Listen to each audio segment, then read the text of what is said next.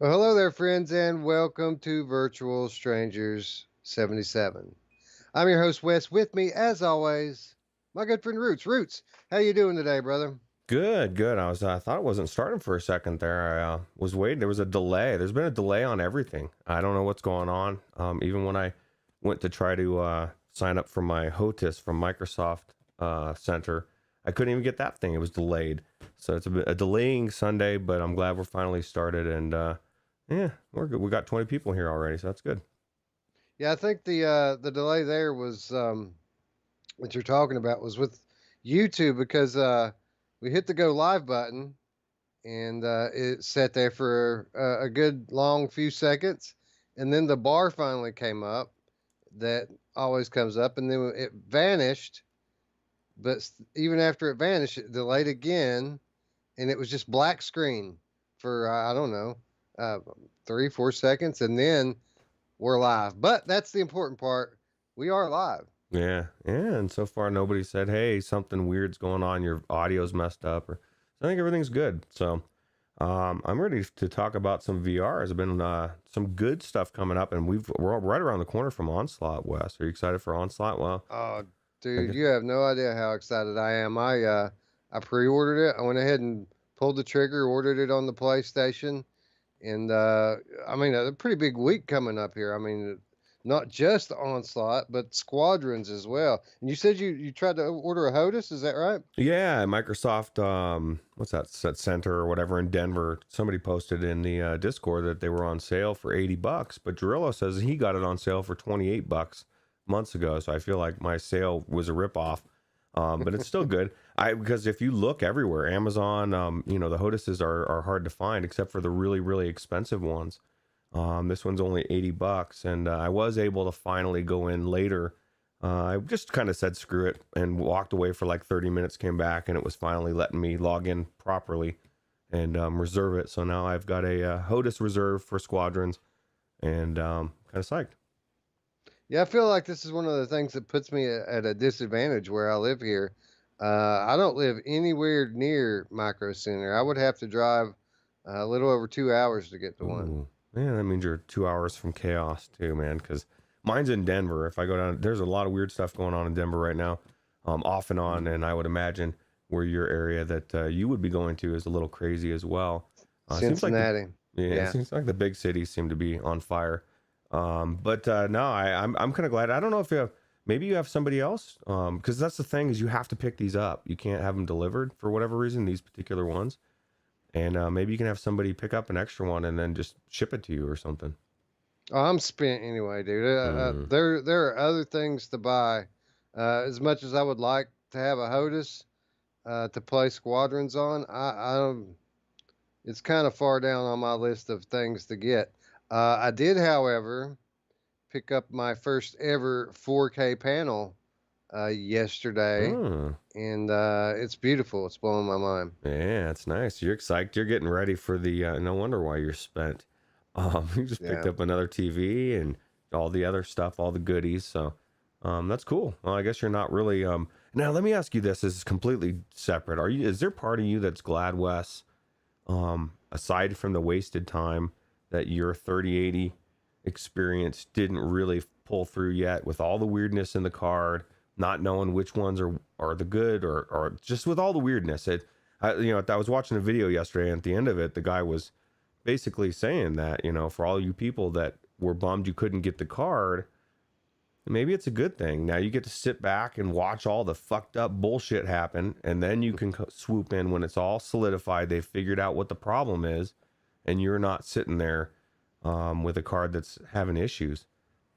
Yeah, I'm not really concerned about that, to be quite honest. The vast majority of people who have the cards aren't having any issues, and it seems like the ones that are having issues are the ones that are trying to overclock. So I think for the most part, people who are leaving it at stock speeds are just fine. Mm. Yeah, cool. Yeah, no, I just it seems like it's just like one of those things to me that I would be glad to not be involved in until everything irons out. Because some people say it's a driver, some people say it's the way it's built. So I don't know. Well, maybe there are driver issues as well, but this thing that they're talking about with these capacitors, that's legitimate.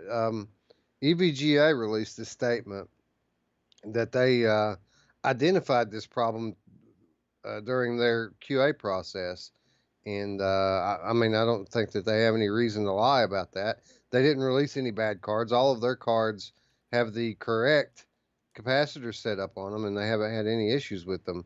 Um, so when people are pointing this out, that all of the cards that are reportedly having problems have this weird capacitor set up, it has a lot of credence because EVGA has a pretty good reputation in the industry, and if they said that they found it during their QA process, I tend to believe them. Yeah, well, the video I watched, I think it was J2 cents or J's 2 cents or something, and what he said would made a lot of sense as far as like it was putting some kind of some noise that will end up causing instability and crashing. So, Hmm. yeah, I don't know. I did not watch said video. that's pretty cool. It's actually very informative, and I actually subscribed to him because I didn't know this guy existed, and he is very knowledgeable. So. Oh yeah, that's a great channel, man. That's one of the best. I'm subscribed as well. I just did not watch that specific video, but Jay's 2 cents and Gamers Nexus, those are my go-tos when it comes to this tech talk. Yeah, cool. Well, it was definitely informative for me, and like I said, he made sense. So Yeah, yeah, he's cool. He's cool, and he at least seems like he doesn't give much of a F, if you know what I mean, and it makes for entertaining videos. yeah, yeah. Anyway, uh, why don't we talk what we are experts at, and that is VR. And there's a lot to talk about here. Actually, a bit of an unconventional show here because we had some interesting announcements this past week. But before we do that, let's say hello to the chat. GamerChick13 checking in. How's it going? Bitey, Jarillo showing up at the beginning of the show, Roots. Um, let's see here. Eon the Icon in the chat. I think that's a newbie there. Welcome. VR Spry Guy, Hussein X, Scion, Drew, what's up? Derail, Bitey. We got a full house. Alex VR, how's it going, buddy? Factory Life, Cirillo, Mepper. Everybody's here, Roots. Yeah, yeah, it seems like it. There's definitely a cast of good people there. So. All right. So let's say we get started and let's talk about this this big move because I don't know if you've noticed, but Microsoft has thrown the gauntlet down, Roots. They're tired of people talking about how they have no exclusives, they have no content. They don't have any good game studios, Roots. Microsoft has announced that it has entered into an agreement to acquire ZeniMax Media, the parent company of game studio Bethesda Softworks. The acquisition is slated to include all of ZeniMax's properties, including Bethesda Game Studios, id Software, ZeniMax Online Studios, Arcane, Machine Games, Tango Gameworks, Alpha Dog, and Roundhouse Studios. This will make Microsoft the owners of some of the most influential titles in modern gaming, including franchises such as The Elder Scrolls, Fallout, Wolfenstein, Doom, Dishonored, Prey, Quake, and Starfield. ZeniMax's fleet of studios have also been responsible for a number of VR titles, including Doom VFR, Fallout 4 VR, Wolfenstein, Cyberpilot, and Skyrim VR. So here we have it, Roots. Microsoft not playing around anymore, huh? Yeah, no, it's crazy, dude. And it's funny because Drillo was saying right before, and I'm not trying to put words in your mouth, Drillo. I'll just throw that out there right now. That he was questioning us talking about Xbox in a VR show, and I just think that this is huge. This to me, there's so much on the surface that could be, I mean, just competitively with Sony and everything else. But I think it's to get some of these. They're going to be bringing things into VR. I think they're getting into VR. I don't know how far down the road, but that's my instinct anyway. Well, I mean, even if they don't, The topic is relevant because of the things that might not come to VR now by Microsoft buying ZeniMax. I mean, I just read off a list of VR titles that have previously been released from this group. So if Microsoft's not interested in doing VR anymore, then that in effect would mean the death of those franchises in VR, wouldn't it? Yeah, yeah. Well, that's the scary side. I'm trying to pretend doesn't exist. But you're right. I mean, if Phil Spencer gets his way, or at least Phil Spencer from yesteryear, that said VR is crap, um, why not just, we're not putting all these. These are all going exclusive flat forever, and that would suck. But my thing is, I think they're coming around. PD was saying something about, Phil Spencer was saying in an interview about this purchase, how good Bethesda's brought VR into existence, or into their games, and so there was actually a positive quote from Phil Spencer, and I just about had a heart attack. Well, we kind of predicted that anyway, right? That Microsoft or Xbox rather, not Microsoft as a whole, but Xbox is just going to kind of be forced into supporting VR, and I think that Mr. Spencer's previous comments regarding VR was just kind of a media script, if you will, because the decision had been made that Xbox wasn't going to support VR that generation. And so what's he going to say? That man, I wish I could do VR, but I can't. It makes him look weak, right? So so of course he would say that we're not interested in doing VR right now. But with the success that Oculus is seeing, and with what I expect that we're going to be seeing out of Sony over the next year to 2 years, I feel like we won't see the end of this generation before we see VR on Xbox. Yeah, and now we've got a whole slew of really amazing titles they could be bringing out, and they could be exclusive to their platform. Who knows? You know? Well, that's the question, isn't it? That's the 100 million, or I guess $7.5 billion question, because that's the number according to TechCrunch Roots. $7.5 billion for this acquisition. But that's the question. What is Microsoft going to do with these franchises? Again, they've been criticized over the past couple of months for not giving anyone a real reason to buy their console, as they don't have any real exclusives Hmm. that are exclusive to their box per se. I mean, they have games that are exclusive to their ecosystem, but their ecosystem includes like 4 or 5 different consoles as well as PC.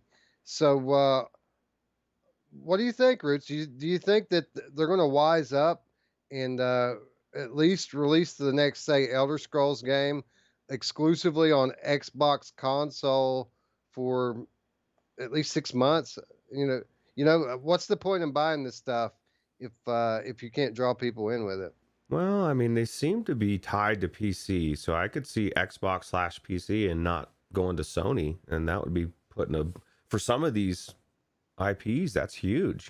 People love Fallout, they love Elder Scrolls.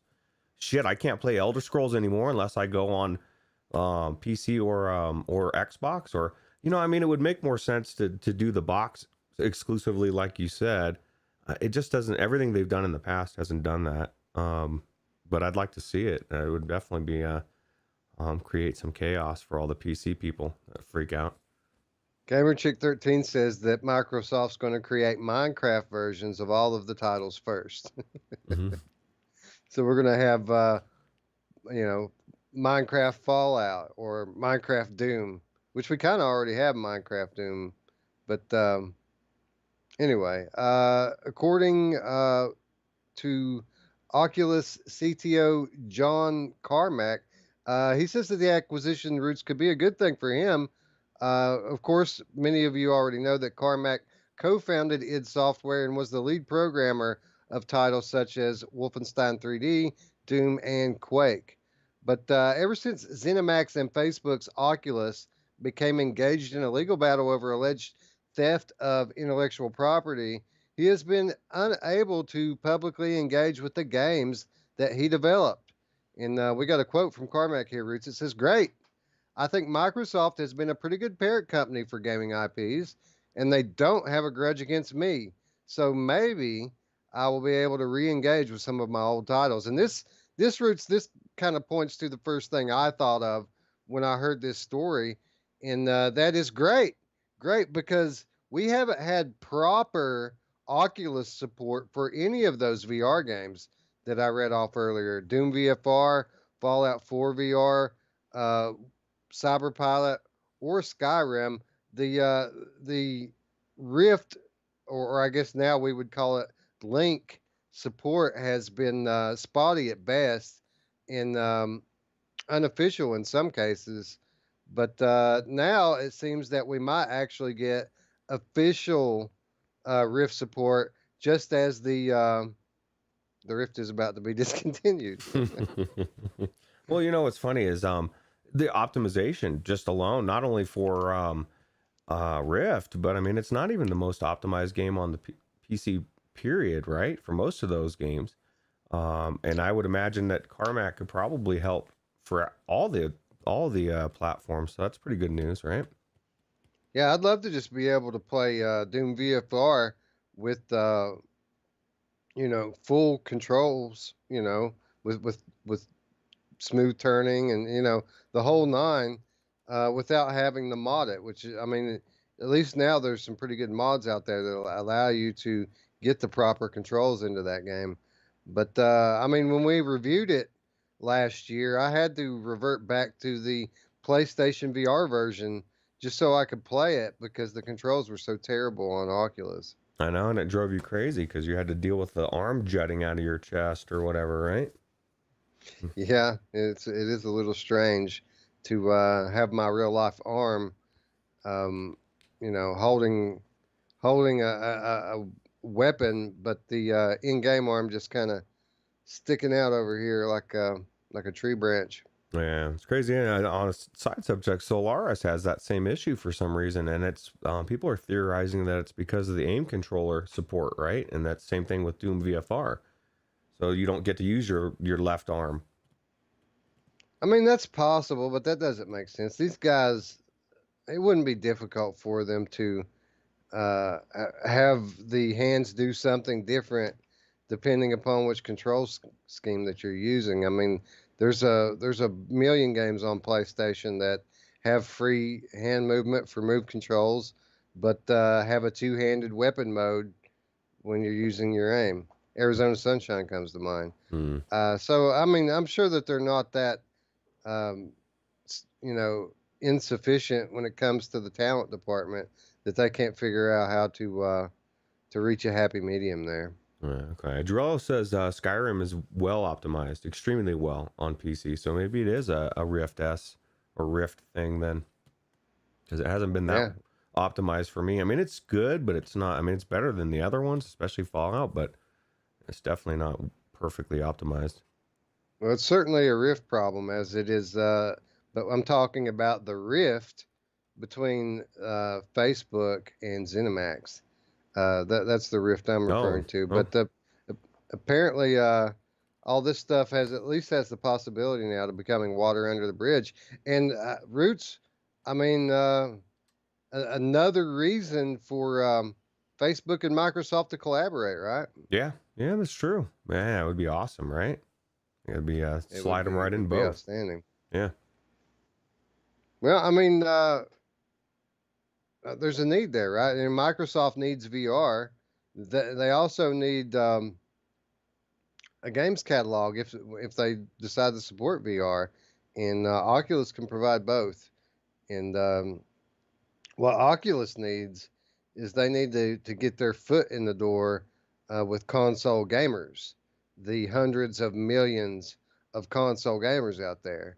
So there's a benefit for them as well. So yeah, who knows? Maybe the acquisition of these legendary franchises may be the impetus that gets these guys actually talking and brings that deal that we've been speculating about for over a year now, actually brings it into existence. Yeah, I agree. I think it's going to be an exciting time in the future, and I can't wait to see what, because I think the same thing. Although with Rift S being discontinued, what would they plug into the said Xbox? I guess they've got a year, right? They said they've. Be linked, man. You know, Xbox already is going to have USB 3 ports on it, so you just plug your link cable right in. Yeah, cool. Yeah, sounds good to me. Sounds like a plan, dude. And we already know that the machine's going to be more than capable of running VR, and even if it is link. So yeah, it seems like a win-win to me. The only hiccup I could see, you know, in the logic is Microsoft might be more inclined to do a WMR headset, but it's a different kind of interface. I mean, they would have to interface not only through the USB but through DisplayPort as well. And I don't know. I don't even know if there's going to be a DisplayPort on the new Xbox. Yeah, well, time will tell. There's a lot of things Paradise up in the Decay. air. I'm sorry. Go Right, ahead. go ahead. No, there's a lot of things up in the air, right? So Oh, for sure. Paradise Decay says Skyrim VR with mods equals amazing. I already have over 200 hours in that game. Roots, I've never played Skyrim on PC. I played it on wow. PlayStation VR. I own it on PlayStation VR. But Skyrim, one of those games that was on our mod list for the Monday show before I sold off all of my equipment. Yeah, I'll tell you what, dude, it's amazing, and just the little things, and I guess you might not consider them little, but bigger trees, taller trees. The really biggest ones are the extra like content, right? Like missions or stuff, caves, different. I don't know. I added so much stuff when I first did it. I don't even remember what I added anymore, but it definitely made the game go from like a 10 to a 15. Yeah, well, that's kind of the whole thing about Skyrim that really drew me in was the vast open world in VR.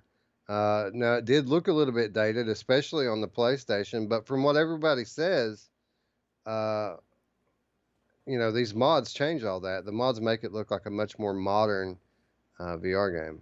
Yeah. Well, you freaked everybody out in the chat. Gamertag, Gerillo, people are like, what? Did Wes just say he's never tried it? Like, what the hell? I've tried it on PlayStation VR. I've never tried it on PC. I've never tried it modded. Mm, Only on PSVR. okay. Well, you definitely need to try it on your reverb because it's going to blow you away. By the way, what's up, Mamefan? What's up, Gamertag? Welcome, DIY VR channel. What's up? Thanks for dropping by and chatting with us. Bitey, how's it going? But no, Roots. As far as this ZeniMax deal goes, I'm just really interested to see what Microsoft's going to do with it. Um, I'm afraid that they're going to do what they've been doing with it, and they just spent $7.5 billion just to bolster Game Pass, which doesn't make sense to me why they would do that. If they still want to be in the console business, they need to give people a reason to buy their consoles, and the only reason that they could, seriously come to. There's other reasons. Obviously, if they price them low, and now they're actually financing them and adding the cost of the console into the subscription price. So I mean that's a good reason for somebody on a budget. But for someone like me, I need a reason to get an Xbox. Period, and that would have to mean VR support, or it would have to mean classic franchises such as these being exclusive to the console. Sadly, though, I don't think that that's going to be the case. Yeah, I don't know. $7.5 billion is a lot of money. I mean, like somebody said in the chat, if you look at those 8 things up there, it's almost $1 billion per title, which obviously there's so much more included, but still, that's a lot of money. I don't know if they're doing it for Game Pass for sure, because that's now, although they did double the Game Pass, they after their year of beta, I just got into Game Pass, did my first month for $1, and then they're telling me, well, we're going to jump it to $10 now, double the price that we told you a month ago. And I said, F you, and I canceled it. I'm just not big on things changing like that overnight. You're paying double now. Now it's $10. Oh well, I thought it was worth it for 5, 10. Not so much. Just think of how many Game Pass subscriptions it would take to make that $7.5 billion back. Yeah, it's a lot of money for sure. Yeah, but I think it makes more sense to do exactly what you're saying. Whether they're doing it for that reason or not, but like, why would you not want exclusives, especially big ones like this, and box out, Sony completely? And because right now, like you said, there's reasons to get it, the Xbox over Sony, but like, there's no, like, if you were legitimately trying to choose between the two, you're gonna lean towards Sony every time, or most people are, because there's just so much more going on over there, if not their new technology alone, right? Yeah, Sony's got the new tech. Sony's got the exclusives, and really, it's those exclusive titles that are that are really the driving force behind their success. That's what people buy into. They buy in for those titles, for those IPs, for those epic $70 now experiences that you can go on, 20, 30-hour epic journeys, being told a story, being brought to the heights of elation and the depths of despair through the best games in the world. So, yeah, I think Microsoft could stand to learn something from Sony, but hopefully, hopefully that's the case, and they're not too stubborn to see it. Yeah, hopefully. Onakazi says, so technical difficulties? I don't know. Are we having technical difficulties? I don't think so. Is it us? Is he talking to? I haven't dropped a frame either, so I don't know. Oh, maybe he's talking to a DIY VR channel. Says that yesterday he tried to run No Man's Sky after the update on max settings, and it looks really bad. No, he said he had to refresh it. That's it. Refresh is always good. But got you. Yeah, it scared me for a second there. I thought, oh my God, what's going on? Gamertag's asking if we promoted the show on Twitter. No, we did not. We generally don't until like after the show. When the replay goes up, I generally tend to promote it then, but I never really promote it beforehand anywhere. Sometimes PD Paradise Decay will tweet it out while it's live, so maybe he did, but we haven't. Yeah, might be good, right? I guess, I don't know. You usually anyway. Why don't we talk about No Man's Sky, Roots? We just got word of a new update to No Man's Sky, and this is a big one, Roots. This is the 3.0 update for No Man's Sky, and it's called Origins. No Man's Sky Origins dramatically expands the game, adding new stars, planets, terrain, weather, and so much more. The studio says this is giving players a greater selection of content to see and explore as they head into the stars. One of its core features is the procedural generation, which can now do so much more, with brand new planets to land on and opening up millions of new possibilities. The worlds will have spectacular new terrain to explore, as well as new plants and weather systems to deal with. And there's not just new places, Roots, there's also new stuff to do. Huge vaults are going to appear filled with data, treasure, and directions to long forgotten ruins. Archive buildings can be found with historical stories of ancient civilizations or abandoned settlements waiting to be discovered on dead or anomalous planets. Roots, a lot of new content here. Again, this is the 3.0 update to No Man's Sky. And here we are again. Here we are again saying, is this going to be the thing that brings us back into No Man's Sky? And to be quite honest, the last couple of times that we talked about this game, I thought that was going to be the one. That was going to be the one to do it, because they've been doing a lot of amazing things with this game. But here we are again with another big one. And everything I'm seeing here sounds great. Every time we see it, we say, man, this looks good. And I say the same thing that it's almost too much. But I was just looking at the multiple people running around, and that's what enthralls me is it 3 or is it 4 people you can play together? I need to play with someone else, dude, because I don't know what the hell's going on.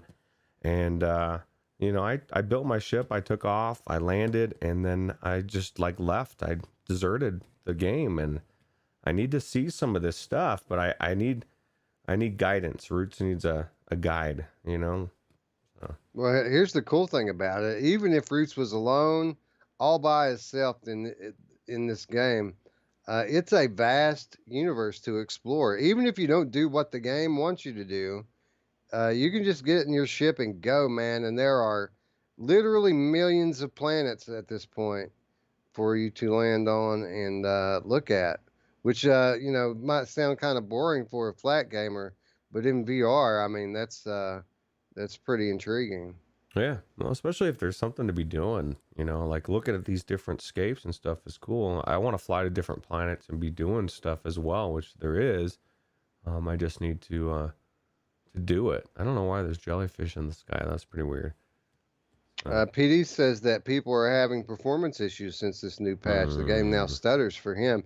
That does not surprise me. That typically tends to be the case, to be quite honest. And it's kind of become the hallmark for Hello Games is improvement, right? They have a big picture, a big idea, lofty goals and aspirations that they're constantly working toward.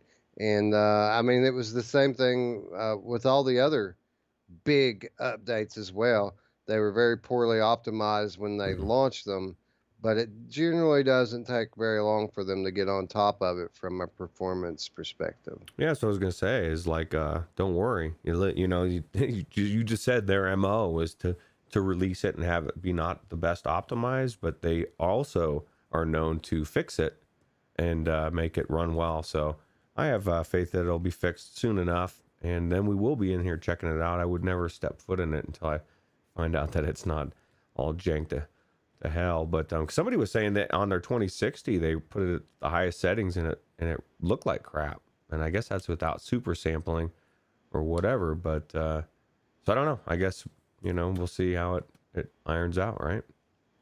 Yeah. Do you think this is going to be the last big one? Big update for this game, because we have heard rumors of Hello Games working on a new game finally. After all these years, they've decided to move on to something else. Yeah, I don't know what else they could add to this. I mean, they've pretty much done everything that they planned Ray on tracing, doing. bro. Yeah, well, ray tracing, yeah, we better, at least not in VR, we better get a really super sampled or a super card, right? The 3090 maybe, Ti. So I don't know.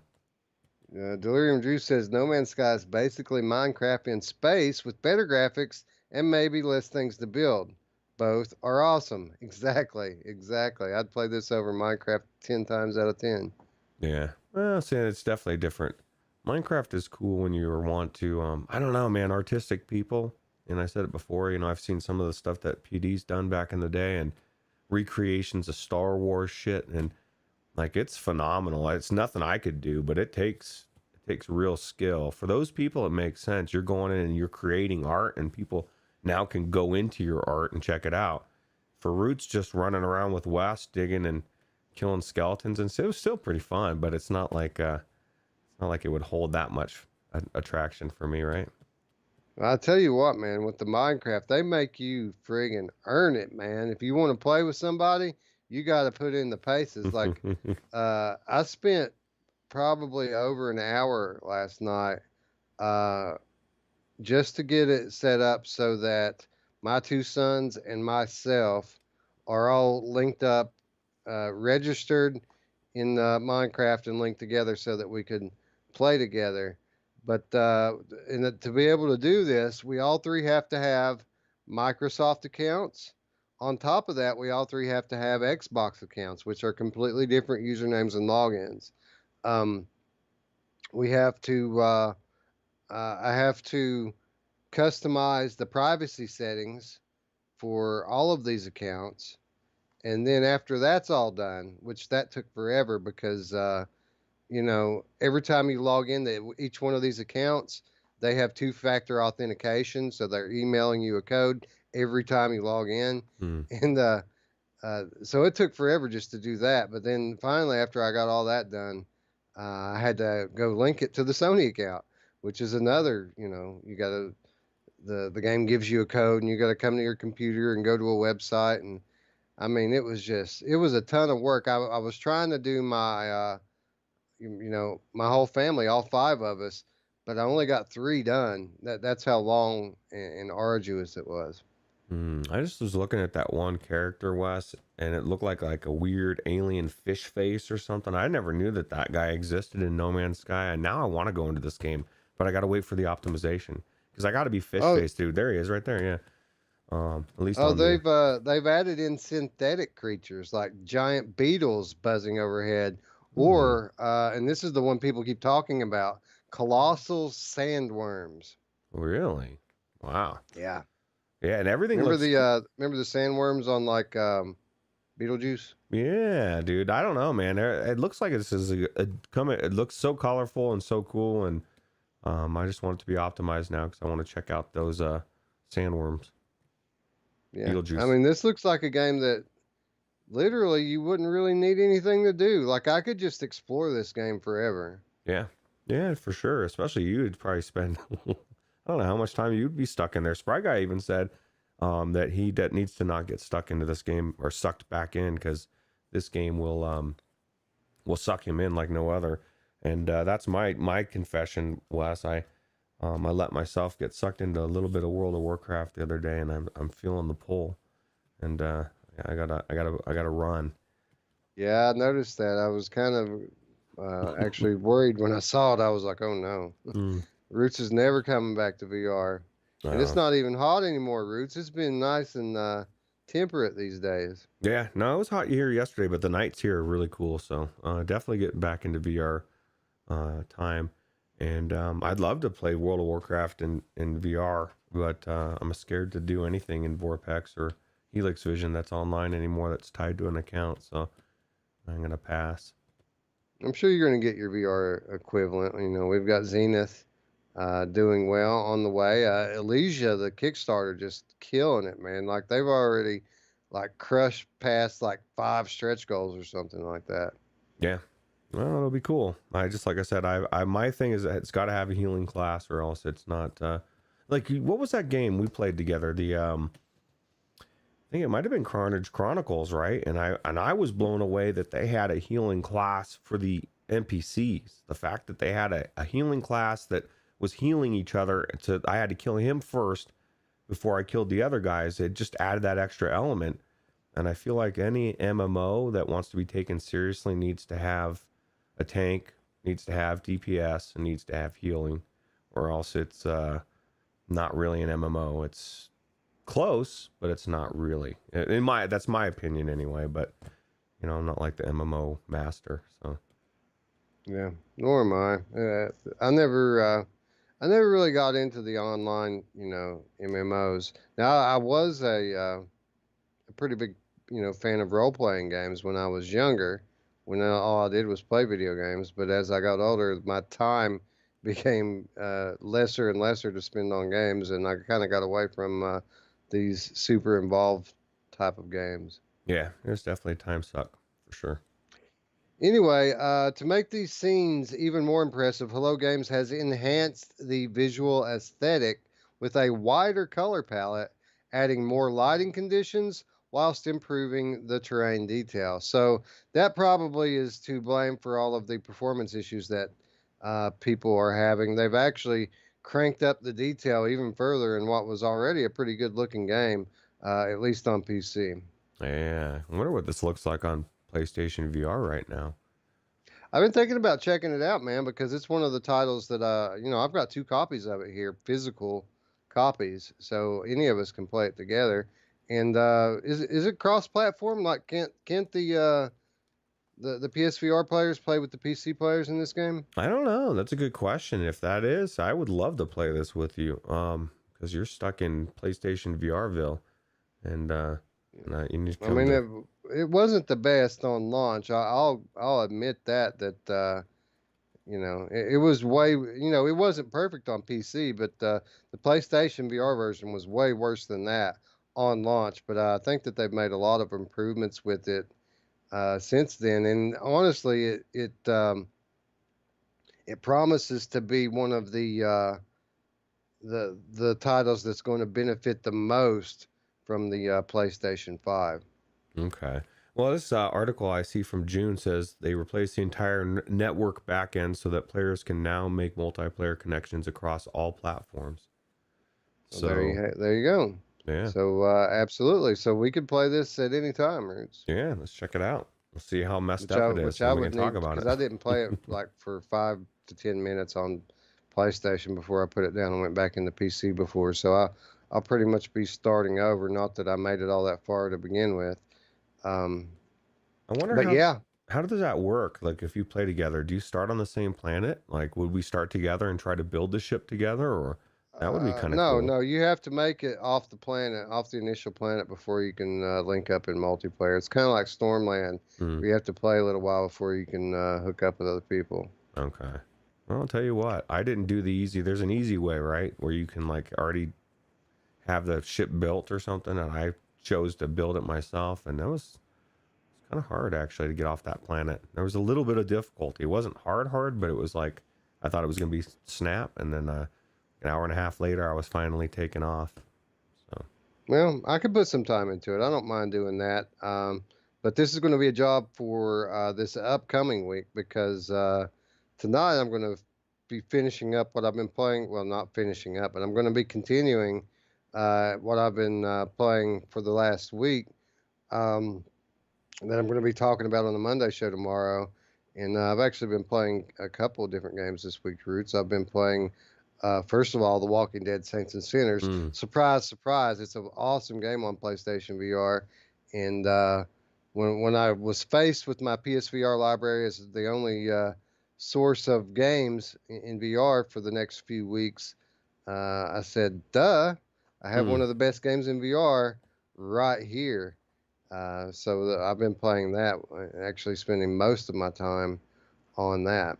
Yeah, no, I'm looking forward to the Quest 2 dropping because I legitimately want to I want to play through it again, Saints and Sinners on the Quest 2 because it looks so good from the videos I've seen, and then being able to do it wirelessly, I'm looking forward to that as well. So Yeah, absolutely. I'm the same way, Roots. I'm curious. I want to see what it looks like on this Oculus Quest 2. Super curious, and the reason for that is the PlayStation VR port. They did such a good job on the PSVR port, and it's actually running better now than it did last time I was in it. Last time I was in it, it was on the PSVR launch, and there were some issues, some pop in, some other things like that. All that seems to be gone now, and it's just it's butter, Roots. It's really good.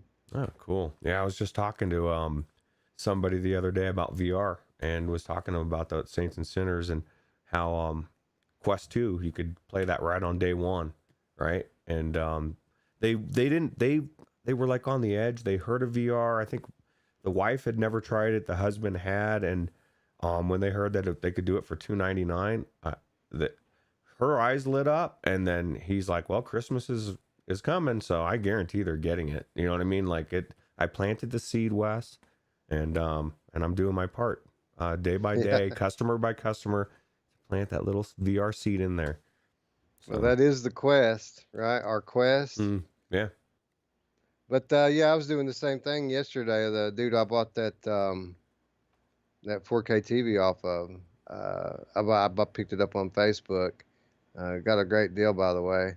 But he was talking about how he's going to be buying an Xbox, and he Mm. has a gaming PC, Roots. He's got like a better gaming PC than I have. And so I'm like, dude, why would you get an Xbox? You don't need an Xbox. You can just play the games on your PC. Well, my friends, they all play on Xbox. Well, you could play with your friends on the PC. And after talking to him about it, going back and forth with him over text for about an hour, he's like, you know what? You're right. And then at that point, I sent him the link to the Oculus Quest 2, and I'm like, this is what you need to spend that money on. you know. Yeah. So Well, and that's the thing is like, and why would you want to, if I had friends that play Xbox, which I do have one, um, and wanted me to play with them, why would I want to slum it with 30 frames per second? Now, I guess it's going to go to 60, right? Probably with the next step up, just like all the other consoles, but will it go to 120 like my PC and my video card will push? So, you know what I mean? I'm always going to have that superior experience over that Xbox with my gaming PC, but I could still play together. Like you've said it before, there's no reason you don't have to get that box. There's just they've set themselves up to where there's just no reason to run out and get it. Yeah, yeah, it's kind of crazy, but I mean they're changing their whole philosophy. They're becoming games as a service. So the box is just kind of an afterthought to them. I don't think they're concerned about selling the most consoles. I really don't. Man, I don't I either. think they're trying to get people into their ecosystem so that they can become completely subscription based. Yeah, well, maybe that's where the future's going, subscription based, right? Yeah, perhaps. We shall see. There's plenty. There's room for both to work. I mean, subscription can work as well as big budget exclusives. They don't. It doesn't have to be one or the other. Yeah, In my opinion, true. we don't have to compete. We can all be Yeah, friends. can't we all just get along? But anyway, I've been playing Walking Dead Saints and Sinners on my PlayStation VR this week. Also got in for some Firewall. Shout out Delirium Drew. Shout out Void Cat. Got in for some Firewall the other night, Roots, and actually had a blast. That'll be the other thing that I talk. The other game that I'll be detailing on the Monday show tomorrow. Oh, nice. But while we're on the topic, let's talk a little bit about PSVR.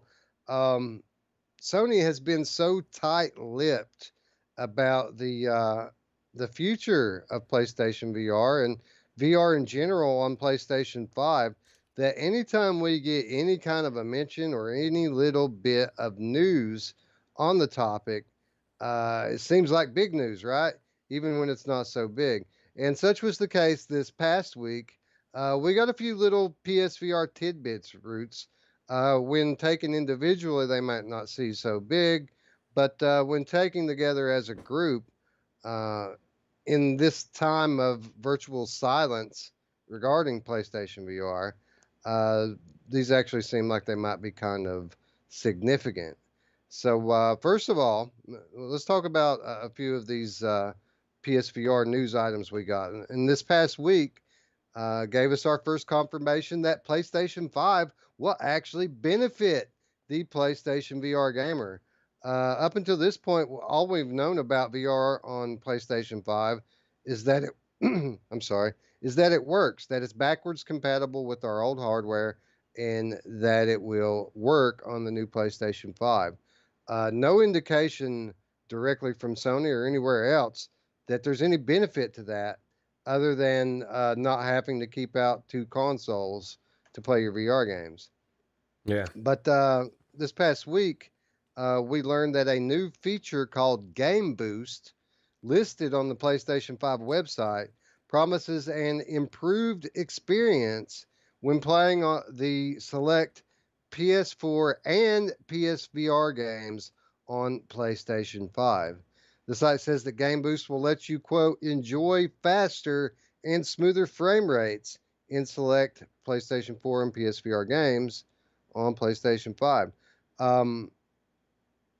There's also a new paragraph in the same section about PSVR integration, which reiterates that your PSVR headset is going to be compatible alongside the PS4 camera, and a new adapter is going to be needed, but provided for free. So here we have it, Roots. Proof positive that if nothing else, my games are going to run better on this machine. And this new feature, Game Boost, it sounds like something that might even be implemented on the developer side, kind of like a pro patch, to allow these things to be uh, even more improved. Did they give a list of any of the games yet, or I guess they just said select games, right? Yeah, it said select games for the Game Boost, but during the same little period there, Jim Ryan announced that about 99% of the PlayStation 4 titles are going to work perfectly on PlayStation 5. So, um, what that's going to mean, Roots, for us as VR players, uh, as you know, um, scaling performance is something that's common in PlayStation VR games because you're dealing with a limited amount of overhead, and of course, as the games become more demanding, you'll see things like the foveated rendering kick in, and things to that nature. You'll see some frames drop, of course, uh, but as you get into less demanding scenes in the game, the performance improves, and you see this a lot throughout the PlayStation VR catalog. So naturally, even without this game boost thing that they're talking about, naturally these games are going to run better on the PlayStation 5. There's more overhead, a lot more horsepower for them to work with. So basically, we're going to get to see the best versions of those games with scaling performance. And this game boost, when they say select games, honestly, I think they're probably talking about mostly first party games. I imagine that they're going to support their first party games well into the future and well into the life cycle of the PlayStation 5. Yeah. Well, I think it's going to be exciting. You only have what, a couple months to wait. Actually, a month and a half, right? Yeah. Yeah, not long at all. It's about I think a little less than 6 weeks away, Roots, at this point. What do you think about the patent for the new controllers and everything? I mean, not that's too much. Obviously, this video is not real, but the controllers, the patents that came out recently look very similar to the indexes, and I think we're getting closer to an actual headset, closer than we think. I don't know, not immediate future, but these things keep leaking, and like Jarillo said, and he's not lying. Like they need a refresh in this hardware, man. They can do what they can do to let it run better on the PS5, but they just need to catch their headset up and their controllers to everybody else's, and so. Yeah, Meow Mix pointing out that that the video is a fake. Yeah, we know it. It's a mock-up. It's admitted to be a concept video. It's not being presented as a real thing. We know it's fake. No, I just think I Um, like the way it looks, I think the controllers look very similar to what's being leaked, and so that could be close. But yeah, there's so much wrong with this as far as why it couldn't be real, but still. Actually, the controllers in this little mock-up here are based on an older patent that was filed in 2018 and leaked in 2019. Hmm. So those are pretty much exactly the controllers that we were leaked last year, and we talked about those. Yeah. But the ones that you're talking about, these ones that look like Valve Index controllers, these look much more feasible to me because the designs seem consistent with a number of other patents and research filings that we've seen out of Sony over the past few years. Of course, as you said, they look very similar to Index controllers with a side-mounted ring that would likely have sensors for 6-DoF tracking. And earlier this year, we discovered a Sony research video that confirmed that the company is working on finger tracking technology. Um, so, Roots, I mean, I don't know if you remember that video, but it basically looked like a bicycle handle and no visible sensors on it, but it was tracking the user's hand and finger movements perfectly. That's crazy. No, technology is getting so crazy. Even just the way that the Oculus Quest or Rift controllers, track your thumbs and stuff when they're not even on it. It's like, how does it know where? I mean, obviously that's probably simple stuff now, but it always blows me away. Yeah, yeah, absolutely. Yeah, yeah. I'm literally blown away every time I step into a game these days. I was just like, I still can't believe it. It's just come so far. Yep. But speaking of technological advancement, Roots, these new PSVR controllers were sporting one thing that just blew my mind, that I couldn't believe that the technology had come this far when it comes to Sony-based motion controllers. And of course, I'm talking about analog thumbsticks. Roots, did you see those beautiful, beautiful thumbsticks on those controller mock-ups? Yeah. Yeah, well, I'll tell you what, that's the future of everything. Actually, it's not even the future, it's the past. People try to get away from it, and it's like, no, we like this. Let's use it forever. So, Yeah, yeah, absolutely. There was also, in addition to the finger tracking and the controller tracking, the thumbsticks. We've also there was also another page of the 37-page document on these controllers that appeared to show that the PSVR headset itself was going to be tracking the controllers, which further adds to the speculation that the next PSVR headset, no matter when it's coming out, will indeed be an inside-out tracked headset. yeah. Cool. So we're gonna have they're gonna, like I said, once that happens, it's gonna be there's gonna be a lot of reasons why it's could be a lot better than PCVR, if not the optimization and then the ease of use. I mean, it's not as there's just not as many technical problems with running PSVR versus PCVR, as far as audio's not working, this, that, whatever, all the drivers, all that bullshit, and now you're gonna have comparable tracking and controllers with analog sticks, and so it's gonna make it a lot closer of a level, in my opinion. So Yeah, yeah. This is hopefully that there's no breakout box on the next one. Hopefully, it'll just either tether wirelessly, or it'll just tether straight into the PlayStation. That we won't have to have this kind of middleman thing. Because I tell you what, Roots, both of my PSVR headsets are Gen 1 headsets, the first version of the PSVR. And, people always complained about this version because the breakout box didn't support HDR pass through. And I never cared. I never had a good TV that had HDR on it anyway, so it wasn't a big deal to me. But now, Roots, now I've got this big, brand new, beautiful TV in the living room, 4K HDR panel, and I hooked my PlayStation up to it, and it dawns on me that if I want to keep my PlayStation VR hooked up in there, that it's going to be at the sacrifice of the HDR, and that kind of pisses me off. yeah, so you can't have HDR on your TV and play the PlayStation VR at the same time? Is that what you're saying, or is it You just? can't have it hooked up. Like if you've hooked up and have your video signal from the PlayStation go through the breakout box, it strips the HDR signal out of it. Bummer. It's not gonna look as good.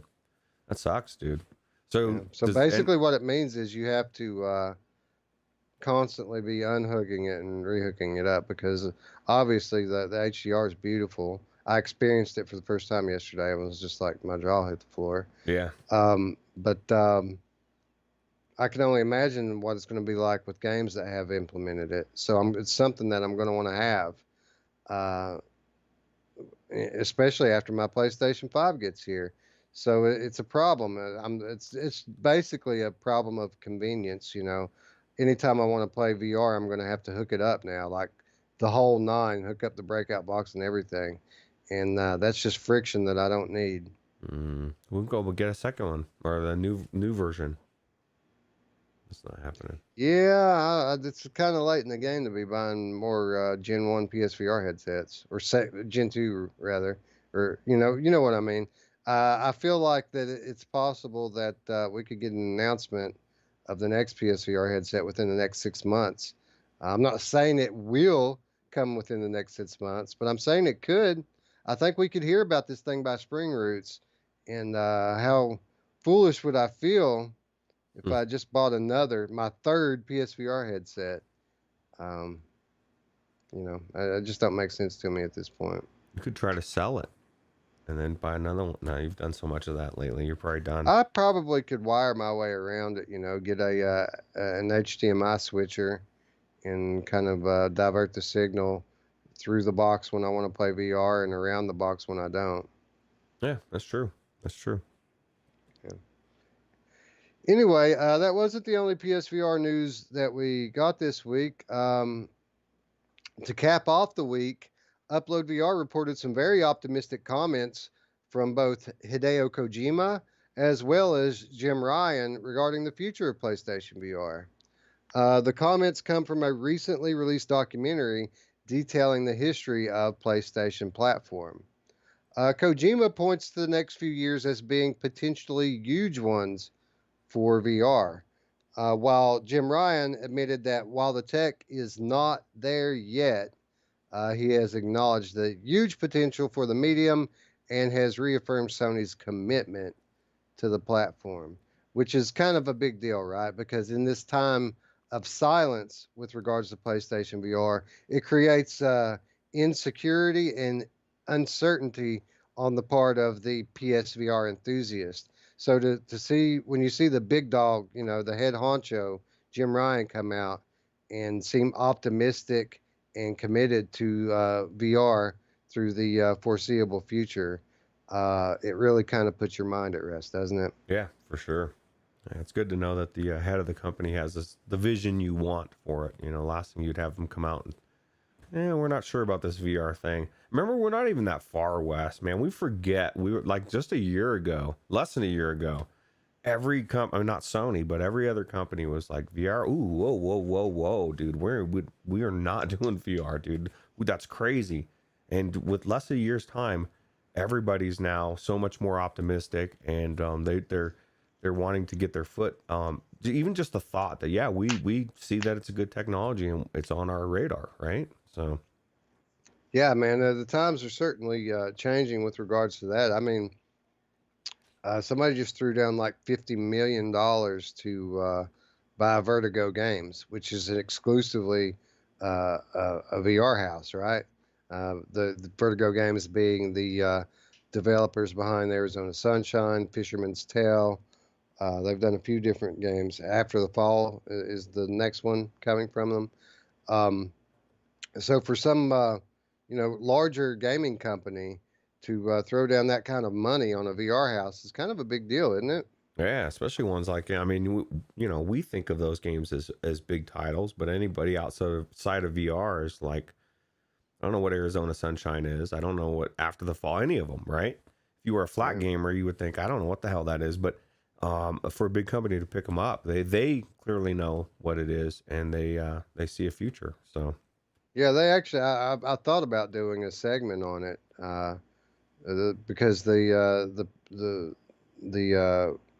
people behind the acquisition actually left some pretty cool quotes regarding what they think about VR and how they think that now's the time to get in, because much like what Kojima just said, they think that the next few years are going to be huge for VR.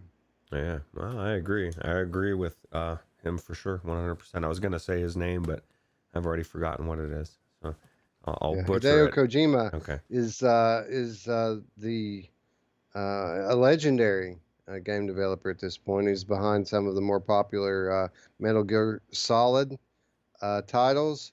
He's the creator of PT Roots. Mm-hmm. Hideo Kojima Oh yeah. created the PT demo that has now garnered legendary status. His most recent game was Death Stranding Oh okay. with Norman Reedus, and I keep seeing Kojima's name pop up with relation to VR, and I really believe, Roots, that it's a real possibility that Kojima's next game could be a PlayStation VR game, or at least a VR game in general. Um, I kind of started last year when I saw Kojima tweet out that he had just received his Valve Index, and he was very excited about that. Shortly thereafter, uh, we saw him begin to visit Sony Japan Studios, which is another very notable VR developer. Now, they don't just do VR games, but again, these are the Astrobot guys. They've done a few VR titles at this point, and they've done it well. Um, Kojima's made various comments over the last year about VR and the state of VR, and he's even stated that he would like to do a VR game if he had more time. But at the time that he made that statement, Death Stranding hadn't launched yet, so his time situation may be a little bit different now. Um, And lastly, I think it was this Venice Film Festival last week. One of these big film festivals, Roots, that have the VR section that judges and gives awards to all of these different VR interactive experiences. Kojima was a judge uh, in this most recent one. Hmm. So his name keeps popping up when it comes to VR. He seems to be fairly active in the ecosystem. And for a fan of his, such as myself, this is very exciting because, say, like a Silent Hills on PSVR that was done by Kojima, that would rival Resident Evil 7 Roots. Yeah, well, Paradise Decay says that Kojima wants to make the most scariest game, which would mean it, the horror game ever, which means it has to be in VR, right? So, and he's got the interest. He's been, I mean, he's doing it. You can't be a judge for VR unless you know something about VR. Or you have an interest in it, right? So that alone, and then some of his comments recently have leaned towards him going into VR. And like you said, he's not doing Death Stranding. I didn't know Death Stranding was made by him. I know that Yeah. game is definitely, it's bizarre. I mean, it's bizarre for me to see real people's faces on games, and I just haven't gotten used to that. Like I saw that new Cyberpunk 2077 Keanu Reeves face on it, and I was like, "What the fuck, man? Like, what is happening?" You know. But it's kind of cool because you know now you can run around as in that game as Keanu Reeves, or at least he's in the game. And but so I don't know. I think that's really exciting. I think anything he does will be amazing, and so I'm kind of looking forward to anything he does. VR. Yeah, yeah, you got to imagine that the first thing he did when he got his Valve Index is play PT in VR, right? His creation PT, and you got to imagine that the moment that he stepped into it and saw how immersive it was, I mean, it's over at that point, right? Now we have to make this game. There's unfinished business Roots that Silent Hills needs to be made, and I find it interesting that that's one of the biggest rumored games that has yet to be announced on PlayStation. Is there's supposedly a Silent Hills game in production? Wouldn't it be cool if that game supported PlayStation VR? Yeah. What about a Metal Gear game in VR as well? Drillo was saying that would be almost as big as Half Life. You know, that people would just crap their pants if Metal Gear came into VR. I know that they are supposedly working on some remakes of the Metal Gear Solid games. So Cool. um, that's something that we can expect to hear more on pretty soon, actually. Awesome. Anyway, let's move on. Good to hear news from the world of PlayStation VR. It really, I was nervous there for a short period about the future of VR on PlayStation. I've always believed that Sony's holding out for a bigger announcement, right? But you still have these doubts. The longer time goes by and you see them make announcements like Hitman or Minecraft kind of as one-off announcements instead of saving it for this, theoretical big event that we all believe is coming. It makes you worry a little bit. So when we start to see Sony detail um, PlayStation 5 features for VR, and then we hear people like Kojima and Jim Ryan, praising VR, talking about its huge potential. And then when we see this controller patent, which seems very feasible to me, the most likely of all of the controller patents that I've seen so far, this one looks the most likely to be a real thing. Um, it just really puts your mind at rest, right? And it makes me feel like maybe I did the right thing by pre-ordering my PlayStation 5. Oh, you definitely did the right thing because it's very hard to get out there, and you're a big PlayStation person to begin with. So I think you're gonna be more than happy with it. So Well, maybe it'll be a little while before I can fully take advantage of it in a VR capacity, but well, I guess we'll just be a flat gamer until then, huh? yeah, well, you said there's some flat games out there that are coming that are exclusive to PlayStation that look amazing that you would be interested in trying. Maybe even Cyberpunk, right, on your new Oh, HDR and for sure, Cyberpunk. Hell yeah, I'm yeah, all about that game. yep. Anyway, let's move on. Let's talk a little bit more about some VR games, and let's talk a little bit more about Frostpoint VR Roots. We reported on this game a few weeks ago. This is the next VR game from the Mage's Tale developer In Exile, and it is an epic scale sci-fi shooter. The open beta starts next week, Ruth, September 28th. Actually, tomorrow, September 28th, Hmm. and will last until October 19th. And to boot, you get a free or you could earn a free copy of the game just by playing and being active in the beta. And for those of you who are not familiar with this game, what makes Frostpoint a bit unique in the VR FPS space is that while you're fighting the other team in large 10v10 battles, there are monsters and other AI enemies roaming about that drop loot for you and for you to target and take down as well. It has 4 large maps, various game modes, and full bot support, which is very important when you're going to mandate 10v10. Roots, the more I see of this game, the more potential I see in this game. Are you going to try the beta?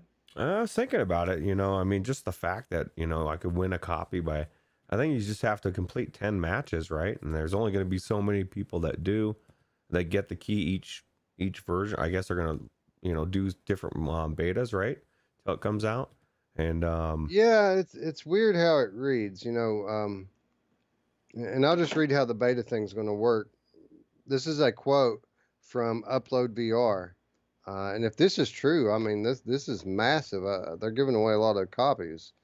But per Upload VR, it says each week during the open beta test, the developers are awarding 3,000 players a free game key on release. All you have to do is reach a target of 10 games played within that week. mm, Presumably, the faster that you hit the milestone, the more likely you are to get a key. Target stats are reset each week, and you'll be notified via email if you've qualified to receive a key. So, I mean, did I read that right, Roots? Did that say that they're giving out 3,000 keys a week? well, yeah. And how many weeks is this going to go on? Even, I mean, is that what was the time frame was not a full week, Was right? it something like, it was like 5 weeks? Yeah. Okay. So you're going to give away, so there's going to be 15,000 people in your player base on day one.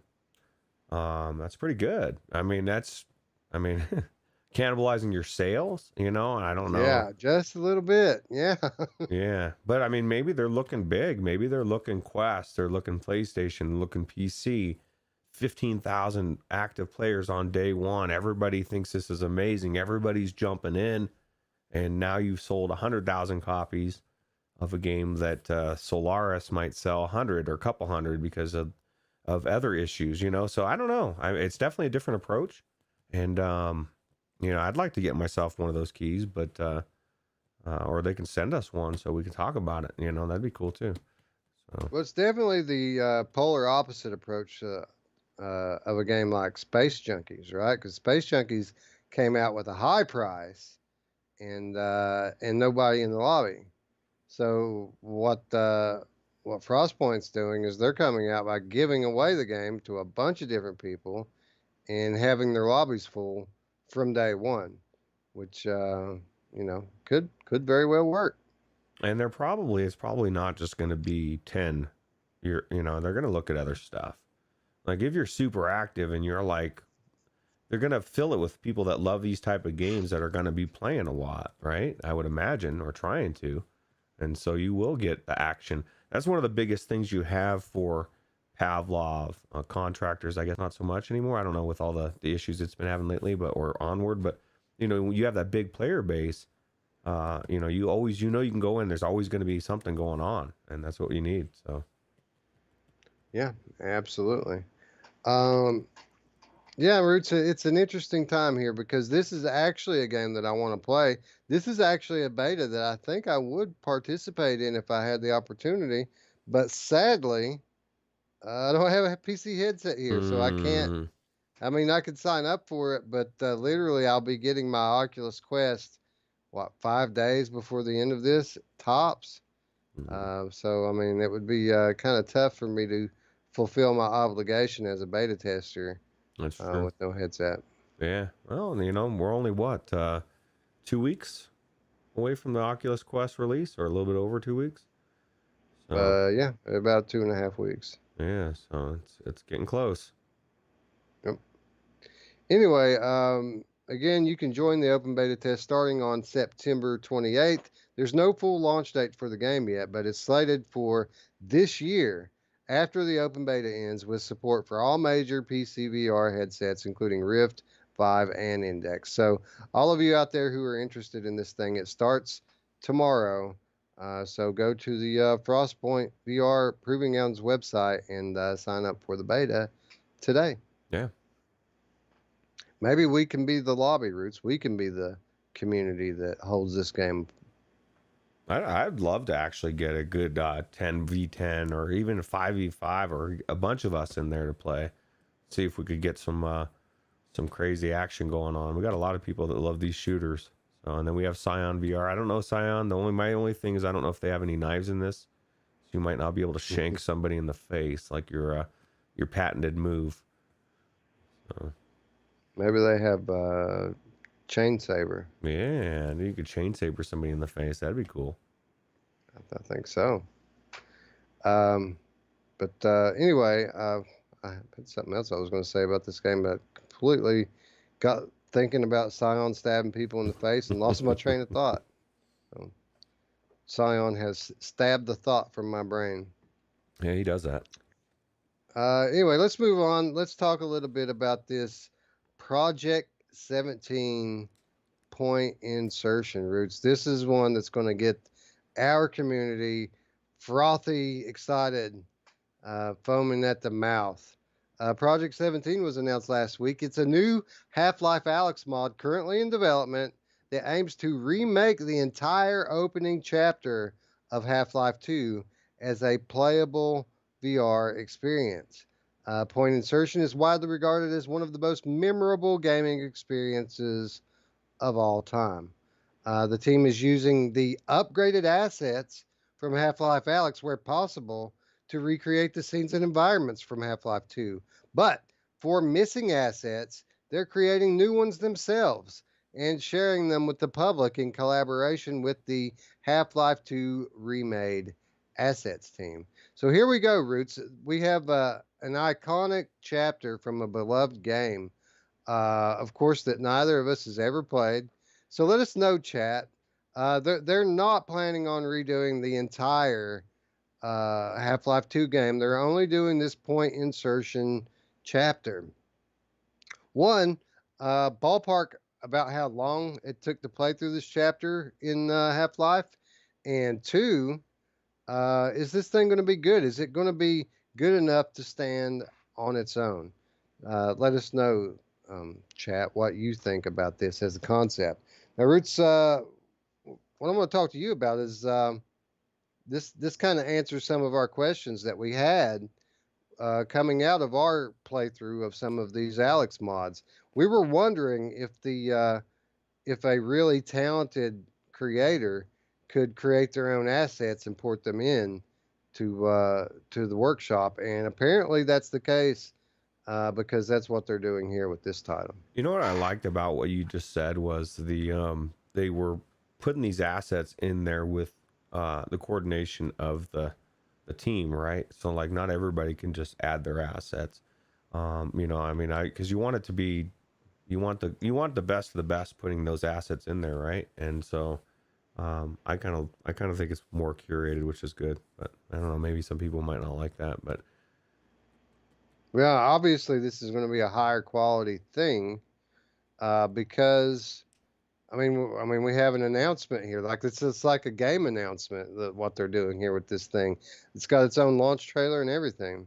yeah, what do you think? Are you excited about playing one chapter of a beginning of a game, or you know? Well, that's kind of why I put it out there to the chat. I want the chat to talk me into being excited for it. Yeah, because that's kind of how, as a non-fan of the series back in the day, I mean, I liked Alyx. I just, this is gonna sound bad, Wes. I just don't care. You know, like it could be amazing, and I could go in and think, "Wow, this is cool," but it's not like. But dude, Yeah, that's G-Man, dude. So G-Man, come on. You knew exactly what I was going with it, right? It's the G-Man, bro. mm. But I'm sure for people that are like Gerillo and stuff, this is huge. Like, and I get it, because any game that I played and really was into, the thought of going into even a chapter of it is really cool. See how it looks. I want to be there. I want to check it out. I just don't have that nostalgia for the game, and I have played through the beginning of it, and I just had one of those guys batoning me around and pushing me around and shit, pissing me off. I guess it would be kind of cool to see what the big screen and how cool they make that guy that's, indoctrinating you with all that BS. I don't know if you've seen any of the beginning of it or not, but not really, no. I mean, I watched that documentary that Driven By kind of begged us to watch going into Half-Life Alyx. I did watch that. oh yeah. But most of it didn't stick because I didn't play the games like everybody else did, so I didn't have their experience. Yeah, and I get it. Like if somebody told you could play through, whatever beginning level of any of the BioShocks, you'd be like, oh my god, that's amazing, because you like that series, and or maybe you wouldn't. I don't know. I see. It just, one chapter seems very, unless it's a really long chapter. Like that was one of the things that put me off. There's that mod, right, where you could play through the entire Half-Life 2 in VR before any of this. I can't remember what the name of it is now, but it was chapter by chapter, and that turned me off. I didn't want to have to reload each chapter, and that's no. Right. Paradise Decay has a good point. He says I can play the Half-Life 2 full game in VorpX, and person seconds that. He said he played Half-Life 2 with VorpX, and it was dope. So why don't we just do that, Roots? Why don't we pull up like a VorpX or even like a Helix Vision and check it out that way instead? Yeah, true. That'd be. I own it. I own Half-Life 2. I would love to play through it for sure. But with that said, by playing the mod, the Alyx mod, not only do we get upgraded, greatly upgraded assets, but we have actual full-on VR controls that were designed by Valve themselves. True. So there is that. Yeah. Well, you played through the first chapter and then the rest in VorpX, right? Well, I guess we could do it that way. You're right. Anyway, the team does make it clear that they are not rebuilding a VR version of the entire game. They state that currently the community doesn't have the access that it would be required to create a truly faithful recreation of Half-Life 2 that is enjoyable for the player. So when I read that statement, Roots, it sounds to me like they would do the whole game, but they just don't have the resources that they would need to do a good enough job up to their quality standard. Yeah. Well, I guess only time will tell. I don't think that they're going to go that route, but or they just said they're not. So take too much time. I don't know. Who knows? Maybe Valve will release them all over time in VR, and we'll be glad that we didn't fuck around with all this stuff, right? Right. I think that's a distinct possibility, at least with Half-Life 2, because rumor has it Half-Life 2 in VR was something that they were actually officially working on at some point. So yeah, it would be huge. VR Spry Guy says, because I said so, Half-Life 2 VorpX. Roots, it's been a while since we did it because I said so. Maybe we should do one with the community as soon as I get my Quest 2 back. I agree. And Jim Hall says, wasn't Half-Life 2 what put Steam on the map? Pretty much, right? I don't know. Definitely one of the IPs. Like I was oblivious to Steam before I got VR, dude. I knew it was a thing, but it was just this kind of like I don't know, this far off distant thing that was just, as a console gamer. You see, it's funny when you see these PC gamers who are constantly in competition mode when people talk about consoles. As the console gamer, they're just oblivious to all of this. I mean, some of them obviously are in on the whole competition thing, but like the vast majority of console gamers don't even know that there's any kind of competition going on, or really aren't familiar with any of these PC games or Steam. And that's the way I was. my whole time in console gaming, all those years, I knew that people played games on PC. I knew that Steam was a place where you could buy games on PC, but I was really oblivious to all of this stuff. Half-Life was barely a blip on my radar when it was out. Yeah, same here. I mean, I had Steam and like I had ironically Gmod because my son was wanted me to get it and we played some of the games that are on there, which is cool. Like TTT and all that. But for the most part, I didn't even know what most of these games are. I did everything on console, or I was playing games through Blizzard. I used their starter. I had World of Warcraft for a decade. That's where the PC drew me in. I didn't play much of anything else, but wow, for that duration. So Yeah, pre VR, the only PC VR game or the only PC game that I'd ever played, I alluded to last week. That was Myst. That was it, and that's not really. It was kind of a different thing. It wasn't like the FPSs and all the stuff at that time that was going on. It was just point and click puzzler with static imagery on it. you had your Mist computer. That's all Right. it was, right? But anyway, I was kind of aware of Half-Life at some point, but basically my entire um, interaction with it was through a commercial. They released Half-Life on consoles back then through a collection called the Orange Box, and they did a pretty awesome looking commercial for the Orange Box. And I remember seeing that commercial and going, man, I want to play that game. But that's literally my entire history of me and Half-Life was me watching that commercial and wanting to play that game. But I never actually got it. I never actually played it. Yeah, your life could be completely different, right? That could have been the divergent moment that shifted your life in a different direction. You could be saying VR sucks right now. Yeah, right. Anyway, Project 17 is going to let you play through the entire opening chapter in full, rebuilt for VR. No release date for Project 17, but the team says it will release, quote, when it's ready. Well, that's when we want it. When it's ready. Yeah. Not a We second don't sooner. want it before then, do we? No. Anyway, Hussein X says Gmod lets you cheat. I respawned so many weapons and health, it was unbelievable. And there's all sorts of things that Gmod allows you to do. A lot of different games, different modes, different hacks, cheats, or whatever. My son is just a huge Yogscast fan, and they played a lot of Gmod, a lot of TTT, and all that stuff. So that's why I ended up getting it. Yeah. Except my kids, they were all familiar with Gmod. Like I didn't even know what it was, and I've heard them talking about it for years before Alex came, and then I started talking about there being a new Gmod, and then we finally connected all the dots together between the games that I'm starting to become interested in and the stuff that they're interested in. Yeah. Person says just wants Half-Life 3 VR. Me too. Especially since now. I want Left 4 Dead 3. Ah, that's true. I want that as well. Yeah. Let's get that next, pal. Get on it, son. Anyway, let's move on, Roots. Let's talk about this Beat Saber multiplayer update. I've only played Beat Saber a couple of times, and but they continue to support the title quite well, and I kind of felt that it was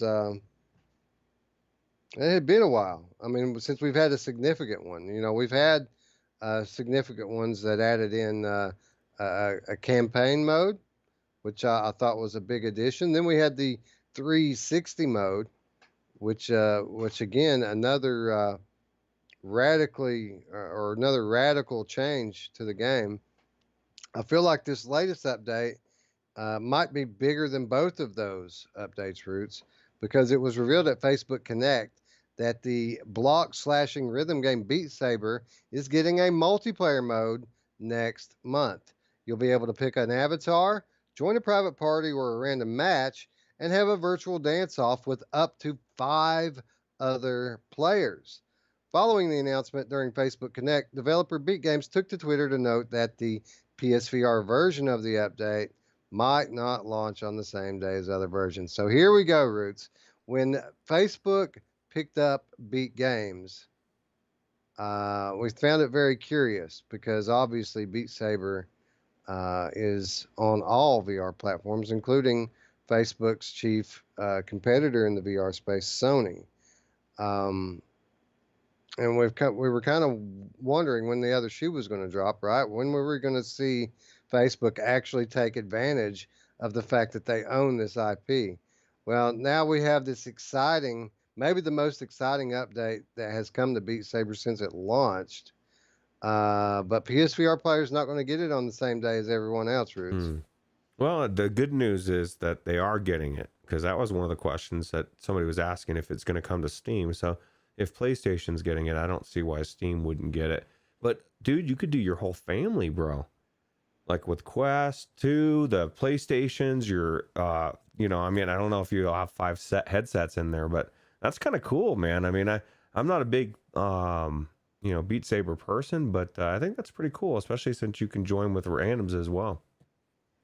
Yeah, I'm hoping that they come up with some really cool, unique, and interesting rule sets here so that it isn't just a pure score chaser, right? Just like another leaderboard, but except we're all here now instead of in our own little room. Hopefully, they have some cool, different tweaks to the gameplay that really make head to head gameplay with your friends the intense experience that it could be. Yeah, like if you get done with that section first, it sends extra shit to the other people, or makes it a little bit harder for them, right? So it gives you incentive to want to go through fast. Or if you're totally perfect, I don't know, man. There's a lot of options. I agree. I mean, just putting you next to somebody isn't really going to be enough. Like, was it Tetris 99? That's one of the reason why people love that, is like you can screw other people up so bad just by doing stuff. I would imagine if you could add that to this. It would add more competitive, competitiveness, but it would also add more saltiness, man. Like if somebody's screwing me over, I'm going to get pissed and I'm going to want to screw them over even more. Yeah, exactly. And we may even see some kind of like team-based play. I mean, it's up to 5 players.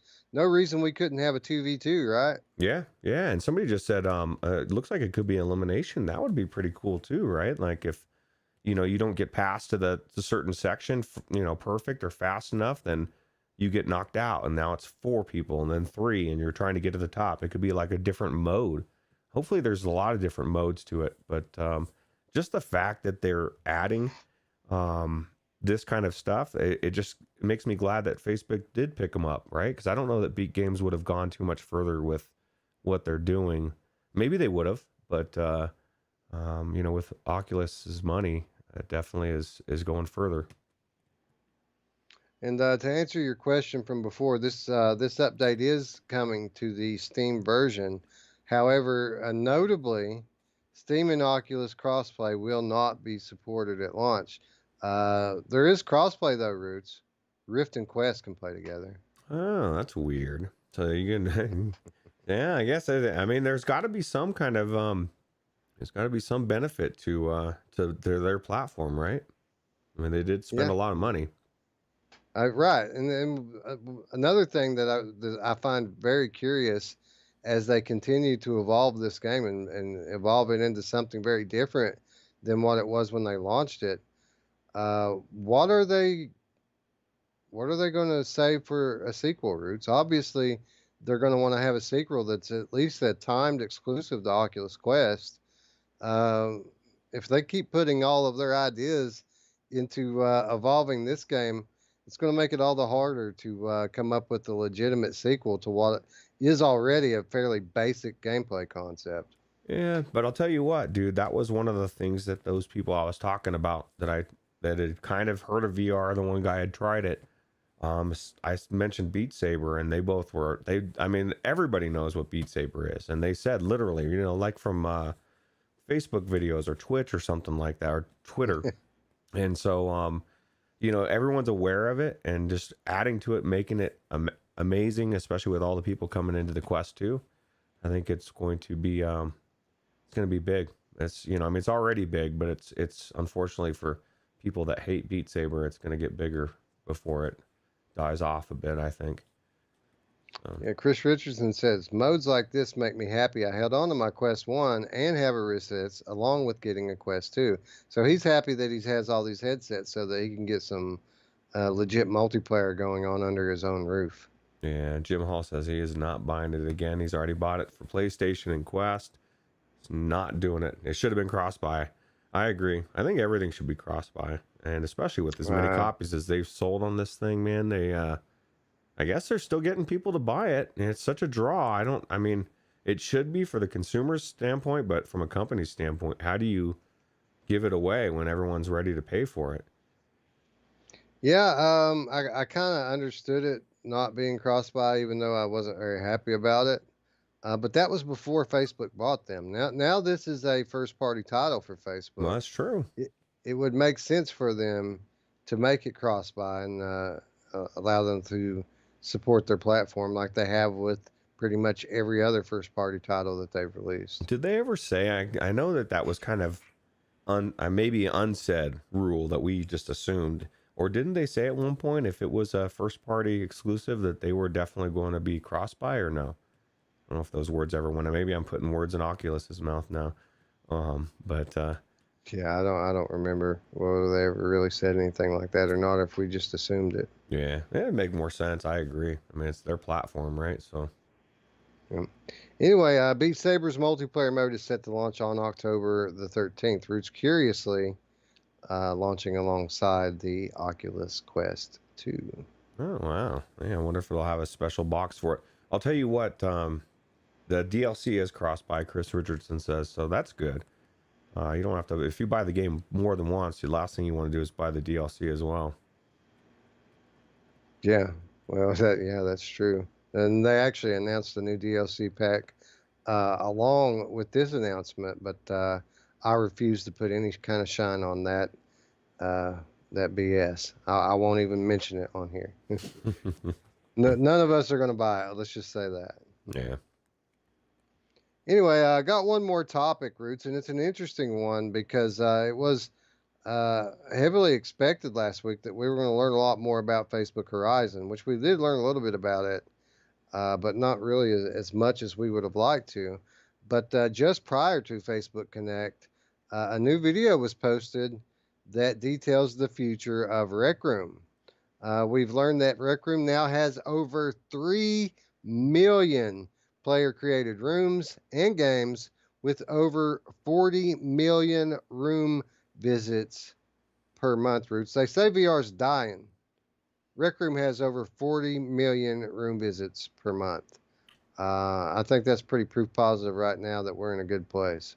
Yeah, it's definitely one of the, I mean, for one, it's the only game that I know of that constantly adds to their game that's free to play on every platform. And it's not only just PC, I mean, it's on everything, right? Isn't even on Xbox. It's on Switch, I believe, right? Or am I wrong on that one? Yeah, it is on Switch and PlayStation. And actually, they've just announced that it is coming to Xbox. So it's not on Xbox yet, but it will be. Yeah, and that's why you have all these kids flooding it. But it's just good for anybody that likes this game. And I tell people this all the time. Every time it comes up, because it comes up every time, that it's just lobbies with kids. And yes, you're going to hear kids... hey, look at this way. You could do Battle Royale. You can kill the kids. Hey, you. Yeah. Hey, what do you... Hey. God, yeah. Man. You can mute people, and then if you want to do the other stuff, you can do like what we did, and you just join up with a couple friends, and you don't even see anybody. Or like I said, you could do the Battle Royale, and you could kill those kids and listen to them scream as you're killing them. But I don't. There's too much in this thing that to give it up, man. It's for free content. This is one of the best things out there. And for anybody that hasn't given the quests or any of those special things a try, they're a blast. Especially if you have Scion VR leading you, because he knew everything about the experience that we were going into. So. Yeah, that's really where the real value of Rec Room comes through to me, is the fact that you can party up in private parties and do private events. And honestly, Roots, I've been kind of anxious to get back into Rec Room here lately. Actually, that was kind of my plan what my plan was the other night, and I ended up going into a firewall instead. But there's a lot of cool stuff to do in Rec Room, and it's growing all the time. There's a lot of great user-based stuff in there, user-created activities and worlds to visit. And you know, with all these new headsets and stuff coming in the house, I've been I've been contemplating getting everyone set up, much like I was doing for Minecraft yesterday, getting everyone registered and set up in Rec Room so that we can do private events with my friends and family. So anybody that would like to join me as I learn how to navigate Rec Room properly once again, because I've only been in it like once or twice, and it's been a long time. Just hit us up at the Discord. There's an invitation in the description down below. I'll definitely be floating it out there on the multiplayer channel to see if any of you guys want to tag along and show me how to do Rec Room, bro. Yeah, yeah, and I agree with Drillo. I don't report people either, but I will block them if they're annoying. But usually I'm the one annoying people, like doing weird stuff to them. So Yeah, Roots is I don't know, I'm it's gonna weird. I'm gonna push back, dude. You know, you want to get in my face and start trying to annoy me, then I'll just twist it, and then you'll be like, dude, why does this guy keep getting in my face? So, Anyway, the social VR service has also seen significant growth, with the community tripling in size since this time last year. The biggest news features announced were the terrain editor as well as the vehicle system. The terrain system will allow users to go further with their environment creation and make entire worlds. Any custom terrain can be implemented into users' rooms and games. Similarly, a new vehicle system is also being added to Rec Room, allowing users to create their own vehicles, such as go-karts, race cars, bikes, and buses.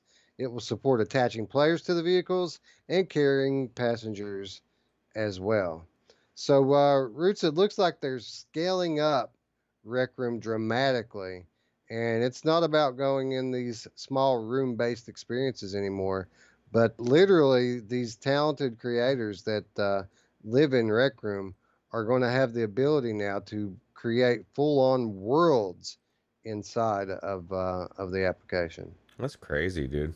Oh, that's cool. Well, you're gonna see. I guess you kind of see that a little bit in the Steam VR, right? There's cars and stuff you can drive around in some of those rooms that people create. So I guess it's going to be kind of like that a little bit. But I don't know. I think any adding to it at all is good. So especially since, like I said, it's free. It's a good thing. It's a great it's a great alternative to the other social VR apps out there, like Facebook Horizon.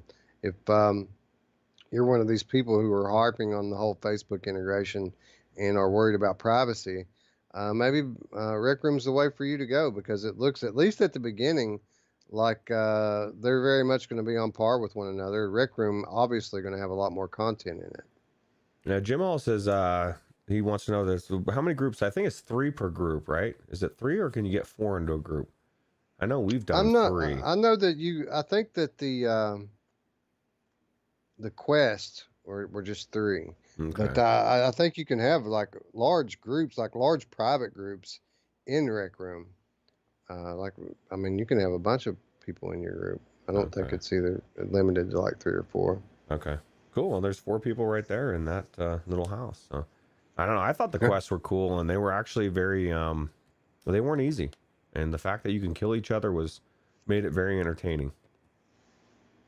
Absolutely. Here, they say that the terrain and vehicle creation tools are the biggest upgrade to the future of Rec Room. But I disagree. I think that there's another feature that was announced during this video that is absolutely huge for the platform as well as the people who create content within it.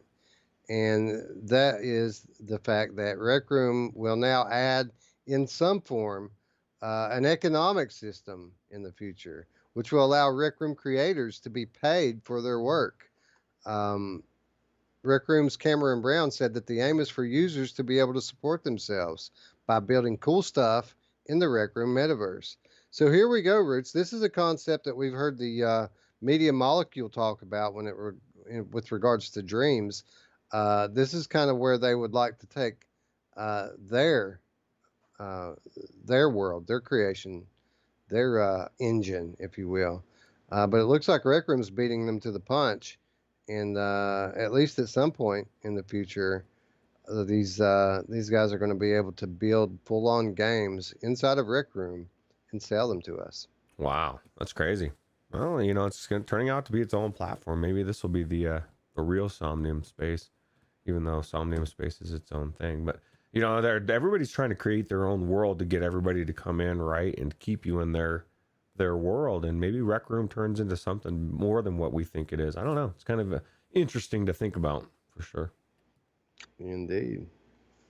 Anyway, again, I'm excited. I've actually been kind of wanting to jump back in and play through some of those quests, if I'm being honest. And I think there's even been a new one added maybe since the last time I was in there. So anybody who wants to tag along, again, hit me up in the Discord. Watch the multiplayer channel. I will be going back in the Rec Room at some point this week, so I'll be on the lookout for that. Again, Roots, the final announcement that they made about it, we touched on a moment ago, and that is that Rec Room will be coming to the Xbox ecosystem, including crossplay with all other VR and non-VR platforms. No set release date for the Xbox version, but coming soon, right? Yeah. And as all of you know, Rec Room is now available for free on PlayStation VR, Oculus Quest, PC VR, Steam, and iOS. So a universal app, Root. It's a universal app, Roots, available on all platforms. Cool. DIY VR channel says I have to try Rec Room again. I didn't try it for a minimum of a year. Yeah, that was me, man. I had been in it like 5 minutes at a time, like 2 or 3 times. Up until about a year ago, Roots and I went in it with Scion. Scion showed us around, and we had a blast playing those quests. But we did. I don't think did we beat any of them, Roots? We might have beat one. And we got pretty far. I don't think we beat it, but I'll tell you what. Like I said, they're not easy. Rec Royale, even in and of itself, was kind of difficult. We tried that a couple times and we didn't win. But it was a lot of fun. VR Spry Guy says, I'll probably revisit Rec Room today.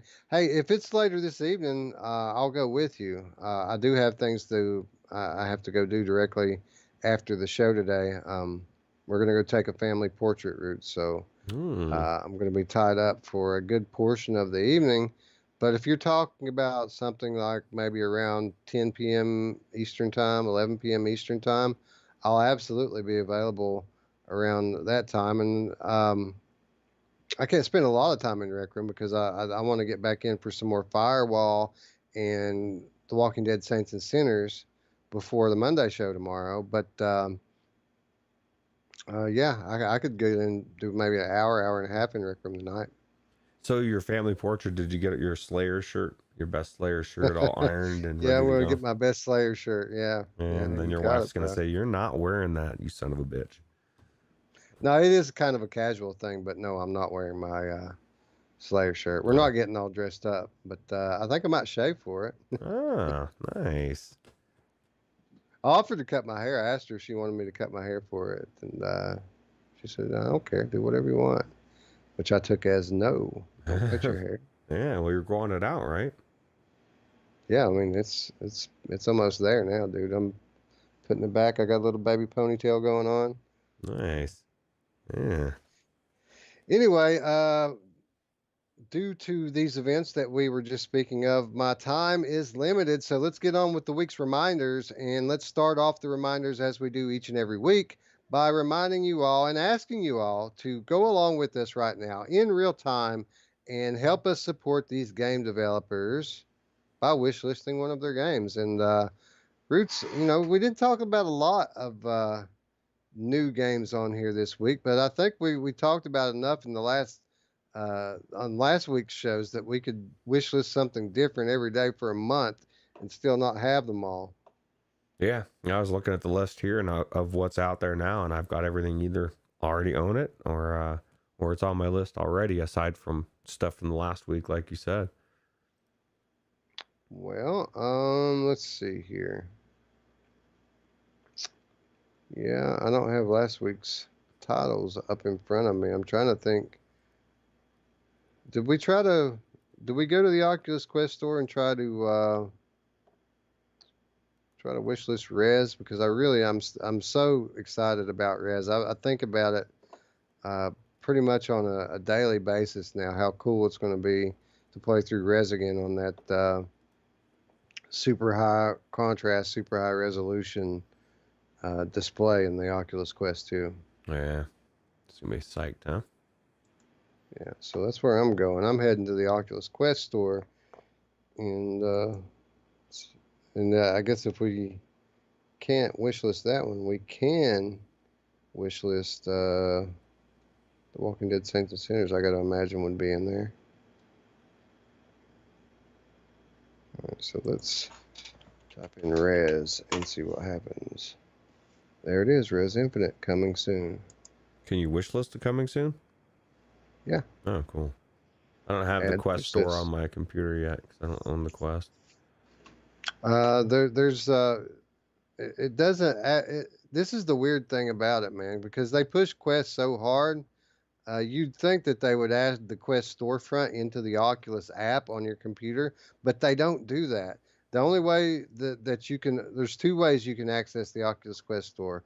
One is through the mobile app on your phone, and two is you have to go to the website, like into your web browser, which is how I do it. They don't want people taking advantage of the cross-buy deals and making one step further away. If you could look at everything together, you might be more apt to buy something knowing that it's cross-buy, right? So yeah, there's two ways you can go about that. You can of course do the legwork, go and physically look for the cross-buy page, which is when it loads, the cross-buy page is an Oculus Quest store page. So you're looking at the Quest pricing, the Quest sales. What you have to do after you bring that list up is you have to cross-reference each title against the Rift titles and the Rift sales. And that's how you determine if there's any good cross-buy deals hiding just below the surface. Now, you could go through all of that trouble, or there's another way that's a lot easier for you to learn of any of these kinds of deals, and that is by watching the Virtual Strangers show and watching Free Stuff and Killer Deals, which is our next reminder. And that's what we're going to move into right now. We're going to kick it off the way we do every week by reminding you that your PlayStation Plus games for September are Street Fighter V as well as PUBG. If you haven't claimed these titles yet, be sure to do so because there's only a couple of days left that you're going to be able to grab them free of charge. So Street Fighter V, PUBG, solid titles, and free's free, bro. Yeah, well, and that's the thing I've been noticing about my Epic Game Store account. It's getting really full, dude, and there's all sorts of games as I'm looking through. As I buy them every week, you forget, and I'm like, oh shit, man, that's actually a really good game. There's a game that came out on Steam a few weeks ago that was free, and it's like a co-op dungeon crawler thing that everybody's raving about on Steam. And I got it for free, Wes. It's in my account. I may never play it, but it's there if I want to play it. So, yeah, man. I mean, if somebody handed you like pretty much any kind of VR headset from any platform, any good VR headset, you could pretty much sustain yourself on free content. There's so much good free stuff in VR right now. It's kind of the golden age for the VR consumer. Yeah, especially stuff like Rec Room, right? So. Yeah. Absolutely. Anyway, PlayStation Network sales. I mean, there was a few titles on sale. The big PSVR sale is over with, obviously. But one title that I looked for to be on sale during that wasn't but is now is the Resident Evil 7 Gold Edition. For those of you who don't know, the Resident Evil 7 Gold Edition includes all of the uh, paid DLC that was released for Resident Evil 7, most of which is fully playable in VR. So right now, the Resident Evil 7 Gold Edition is half off, and you can have it for $20. And Roots, that, my friend, is what I call a hell of a deal. Yeah, it's a really good deal. Now, I saw something that you were saying to, I think it was to Mamefan or something, and he said he had the same issue that he couldn't save on that. On that, is it because you were playing on two different versions? Is that why there was a Well, I conflict? mean, Or the way PlayStation works is any kind of change in the format of the game, the PlayStation views that as a different game. So, like any game that you're playing on that's disc based, if you go to the digital version, it won't translate your save over. Oh, that's weird. I even have two copies of Moss, one of them being the North American copy and the other one being the European copy. The games are identical. The case is identical. Everything's identical about it, except for the region that the disc came from. And the saves are not compatible between the two. Like the European version has its save and the American version has its save. Well, I'm sure there's very logical, legitimate reasons for it. It just doesn't, I don't understand it, but that doesn't mean jack crap, because there's a lot of things I don't understand. But that's, that's definitely crazy. But I mean, I guess either way, $20 for Resident Evil 7 and all the DLC. That's a really good deal. Yeah, there's a bunch of DLC too. Hours and hours of extra gameplay in VR, and yeah, for $20, it's a steal. Last call for anyone who wants to pre-order The Walking Dead Onslaught. That game releases. What is it, Roots? Now 2 days before that comes out. Tuesday, right? Tuesday. No, I've already pre-ordered it. I got it ready. It's on my Steam account. I'm questioning. I did hear it was cross-buy, right, on Oculus. I was like, man, I'm not. No. I think you're confusing Onslaught with Saints and Sinners. Saints and Sinners is going to be cross-buy. Yeah, I'll tell you what, dude, you should own that Saints and Sinners for sure. That should be a gate. If you have a Quest 2, that's going to be the big game I think you should own. But yeah, no, I guess if it's not cross-buy, then I don't question my Steam purchase at all. Yeah, I pre-ordered it as well myself the night before last on the PlayStation Store. So I'll be playing Onslaught on day one. Screw PSVR. I don't need it, bro. At least for a few weeks, right? Yeah, I'll be good. Yeah, that's one thing that again that I was reminded of when I was playing the Saints and Sinners was just how good of a quality VR experience that PSVR can really deliver if you have talented devs that are creating the game. That PSVR can be really good if the right team's making the game. Yeah, that's true. Onakazi says, has Onslaught been announced for Quest yet? That's a good question. I don't know. I just assumed it was a foregone conclusion, but they may have not actually announced it yet. No, they have not. There has been no announcement of The Walking Dead Onslaught for Oculus Quest, at least as of yet. Yeah, well, that's another reason why to get it on Steam. But of course, you can play it on Quest. You just have to use the link cable. Link it up. Yeah. Exactly. Epic Game Store, Roots, Roller Coaster Tycoon 3, the free game this week. Yeah, and there's of course this is the same as last week. The $10. Was it the last week we talked about it for the $10 coupon, right, for playing? I don't know. Did we talk about it on the show? I know we talked about it in the Discord. Maybe not, but I know Jarillo was saying it doesn't make sense, or he's never seen a game that's where they're paying you to play it for free. And I still think it's how Epic Game Store is brilliant in what they're doing, because I already own it on Steam, right? So I don't need the game. I got Rocket League, I own it, and I saw it was free on Epic Game Store. I was going to get it anyway, but I got this $10 coupon, right? So I got the $10 coupon, and then Mafia Definitive Edition came out, and I was thinking, oh man, I was maybe thinking about getting it, but I could get that on Epic Game Store, or Squadrons is coming out I could buy it on Epic Game Store now. So they're pulling people away from Steam with these coupons.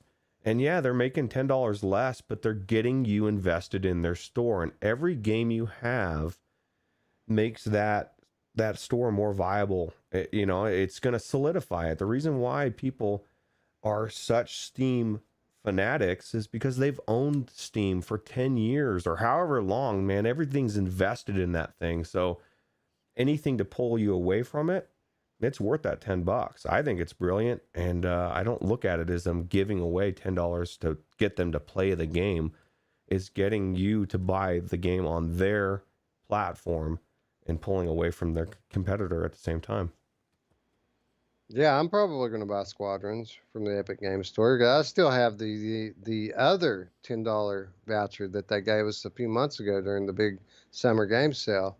So I'm going to spend that on Squadrons, and then I'm going to pick up Rocket League and get a brand new shiny new $10 voucher for whatever the next game turns out to be that I want to get. Yeah, you might as well, and you get to play a game for free.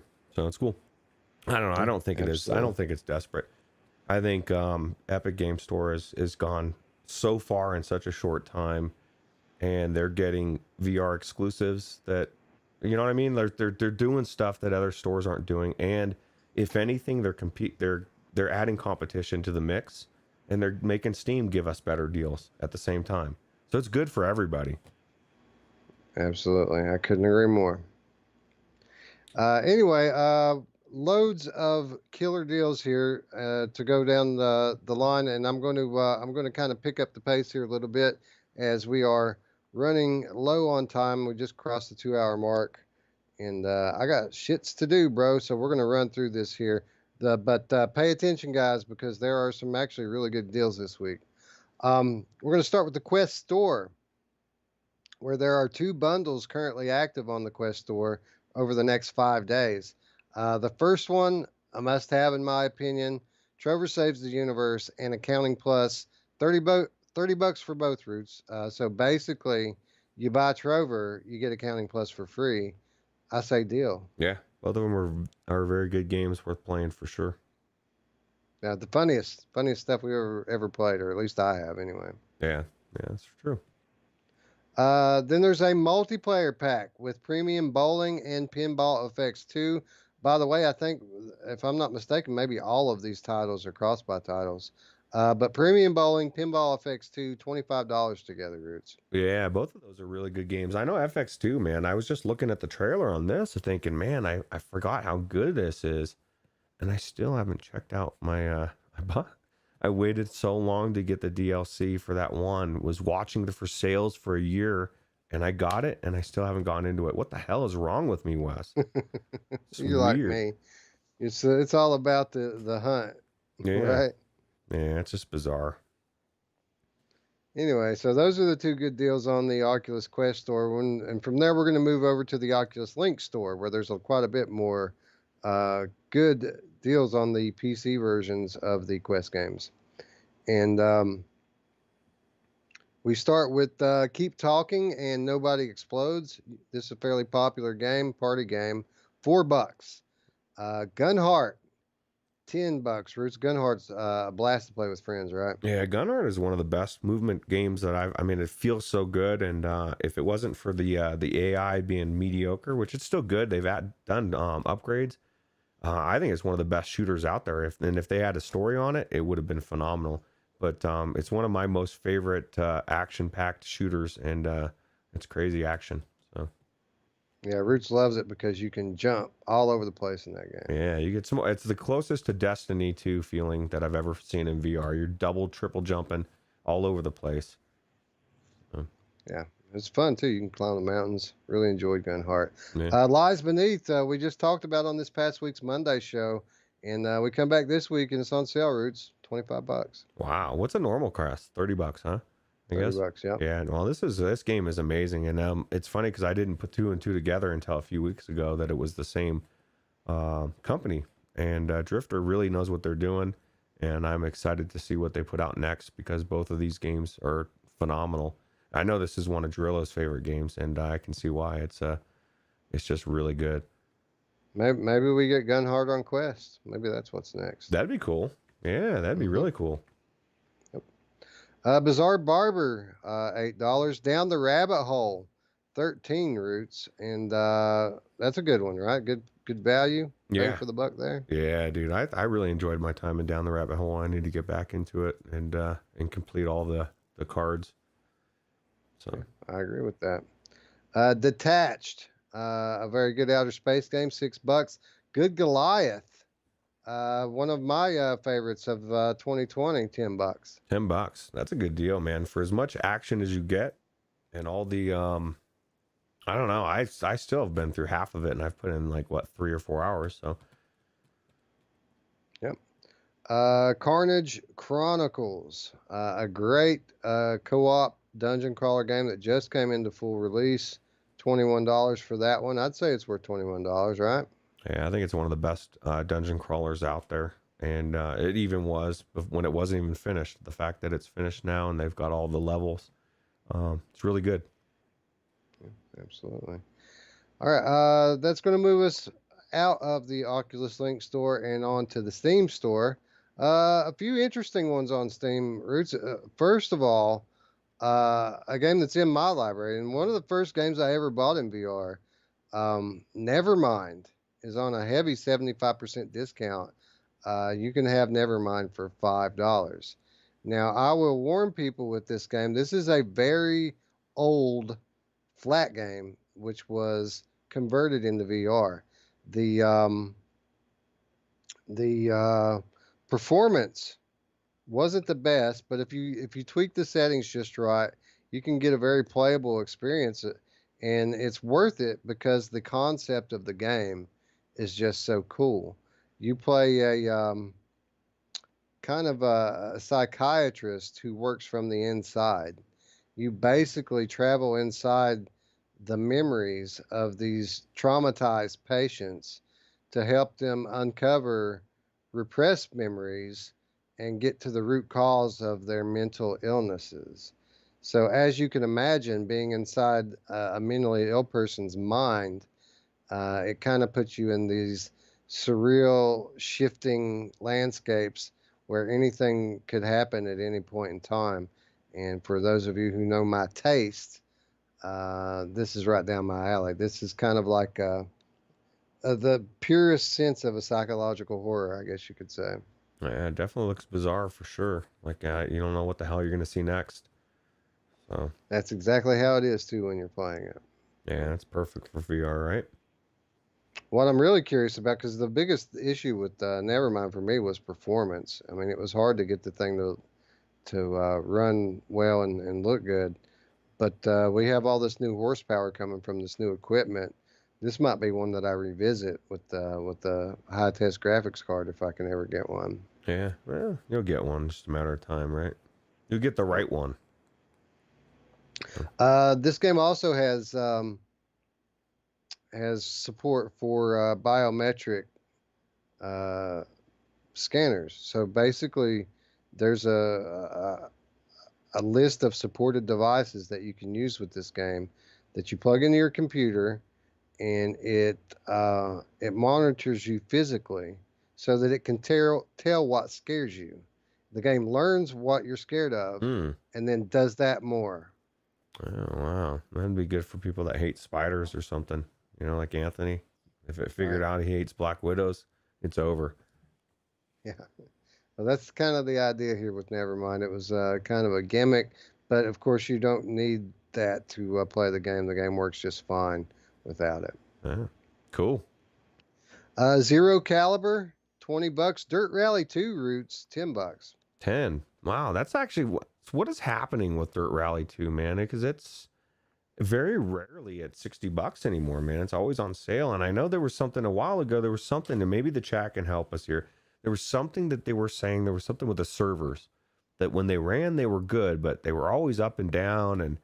And I still need to get into it. I need to get past my phobia of this guy in the car, even though he's not 6 feet away. I need that guy, Wes. He's my friend. And I'd love to have a steering wheel where I could really whip it around like this guy's doing so expertly. So yeah. Absolutely. Yeah, I don't know, man. Dirt Rally 2, by all indications, a solid title, one of the best racers in VR. So it is kind of strange that it's always on a cheapo sale now. Yeah, it's weird. But well, if it's good for us, that's all that matters, right? Yep. Speaking of a good sale, Contagion VR Outbreak, which was recently completed, $13. Pretty Wasn't there, cheap for that one. who was that in the chat or the Discord that said that this is their all-time, one of their favorite games, right? After it's been Yeah, somebody said that. I don't remember who it was, but you're right. One of them, one of our community members really loves Contagion VR Outbreak, and I haven't been back into it since they finished it. So I need to go back in and give it another look, to be yeah, honest. yeah, me too. Because I can't remember who it was, but whoever it was, I valued their opinion enough that I thought, oh, maybe it is better.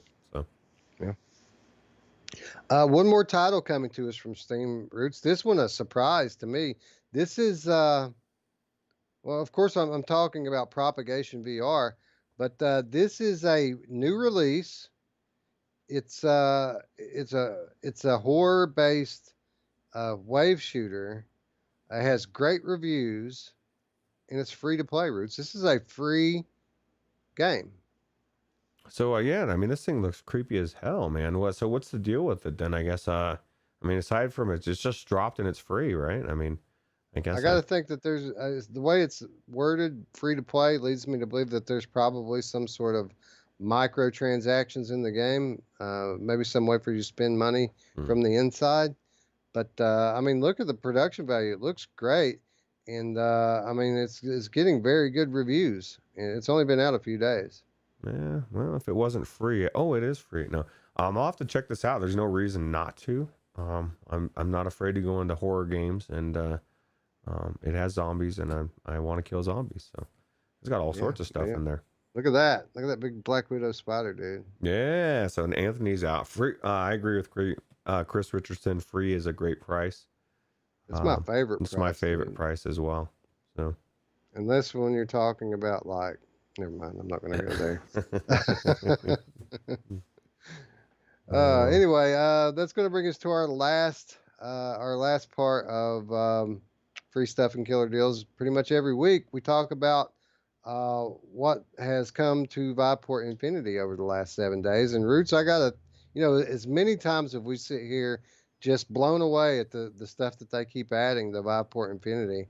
I don't think we've had a single week that's as good as this one. No, this is the biggest one, dude. And I had to do a double check when I saw your notes, and I was like, "Are you kidding me, dude? Like, both of these games are amazing games, and they're both huge. And the fact that you can play them for free on Viveport Infinity now, it just blows me away." Yeah, it's crazy that full price subscription of Viveport Infinity seems more and more like a deal as we go along, doesn't it? Yeah, it's paying off big time because I know there's people that specifically said they hadn't played either one of these games, and they're now gonna play them. So, so of course, this week's additions to Viveport Infinity, a game I've already talked about a couple times during the day's program, and a game that I'm going to be talking about again tomorrow. The Walking Dead Saints and Sinners, friends.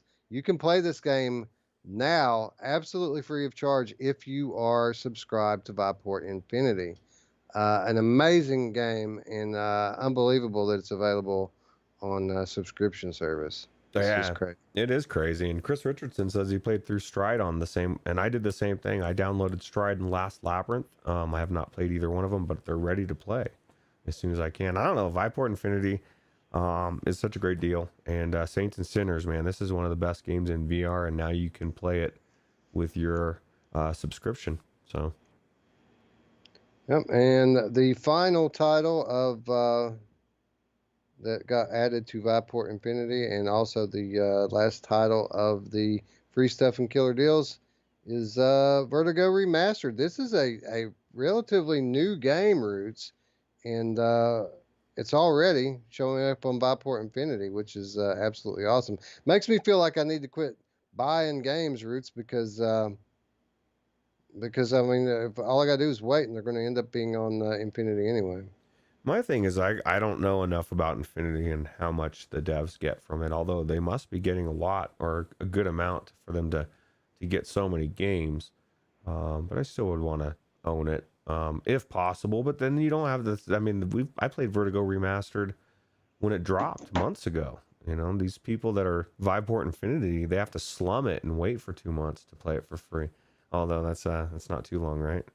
So Yeah, absolutely. Anyway, an amazing deal.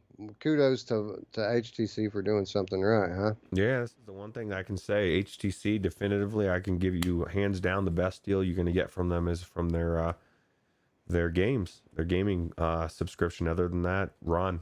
You know, although you know, they have good hardware. The original hardware. It's just their company sucks. Anyway, that's going to wrap up our show for this week. Well, I guess at least we need to move into our final reminder, which is how you can support our channel. Of course, if you're new to the channel and you haven't already, please consider subscribing and clicking the notification bell. It's the easiest and best way that you can help to grow our channel and help our community. For those of you who have been longtime subscribers that want to do a little something more, you can support us by subscribing to us on Patreon, where for as little as $3 per month, you will gain access to our weekly show notes as well as The Money Show, which is always awesome. And I promise, guys, we're working on another one here. It's just kind of tough with the current hardware situation, but there's a new Money Show upcoming. And when we shoot one, we'll probably just go ahead and shoot two. That way, we can have two come out in short succession. Yep. But and of course, the other way that you can help support our community is by joining our community by scrolling down to the description below, where you'll find the invitation to our Discord. That's where we live, folks. We live on Discord. We're in there all day, every day, talking about VR, talking about life. So join the community and join the conversation. Yep. Anyway, with that said, friends, I'd like to thank you all once again for watching. For Ruuts, I'm Wes.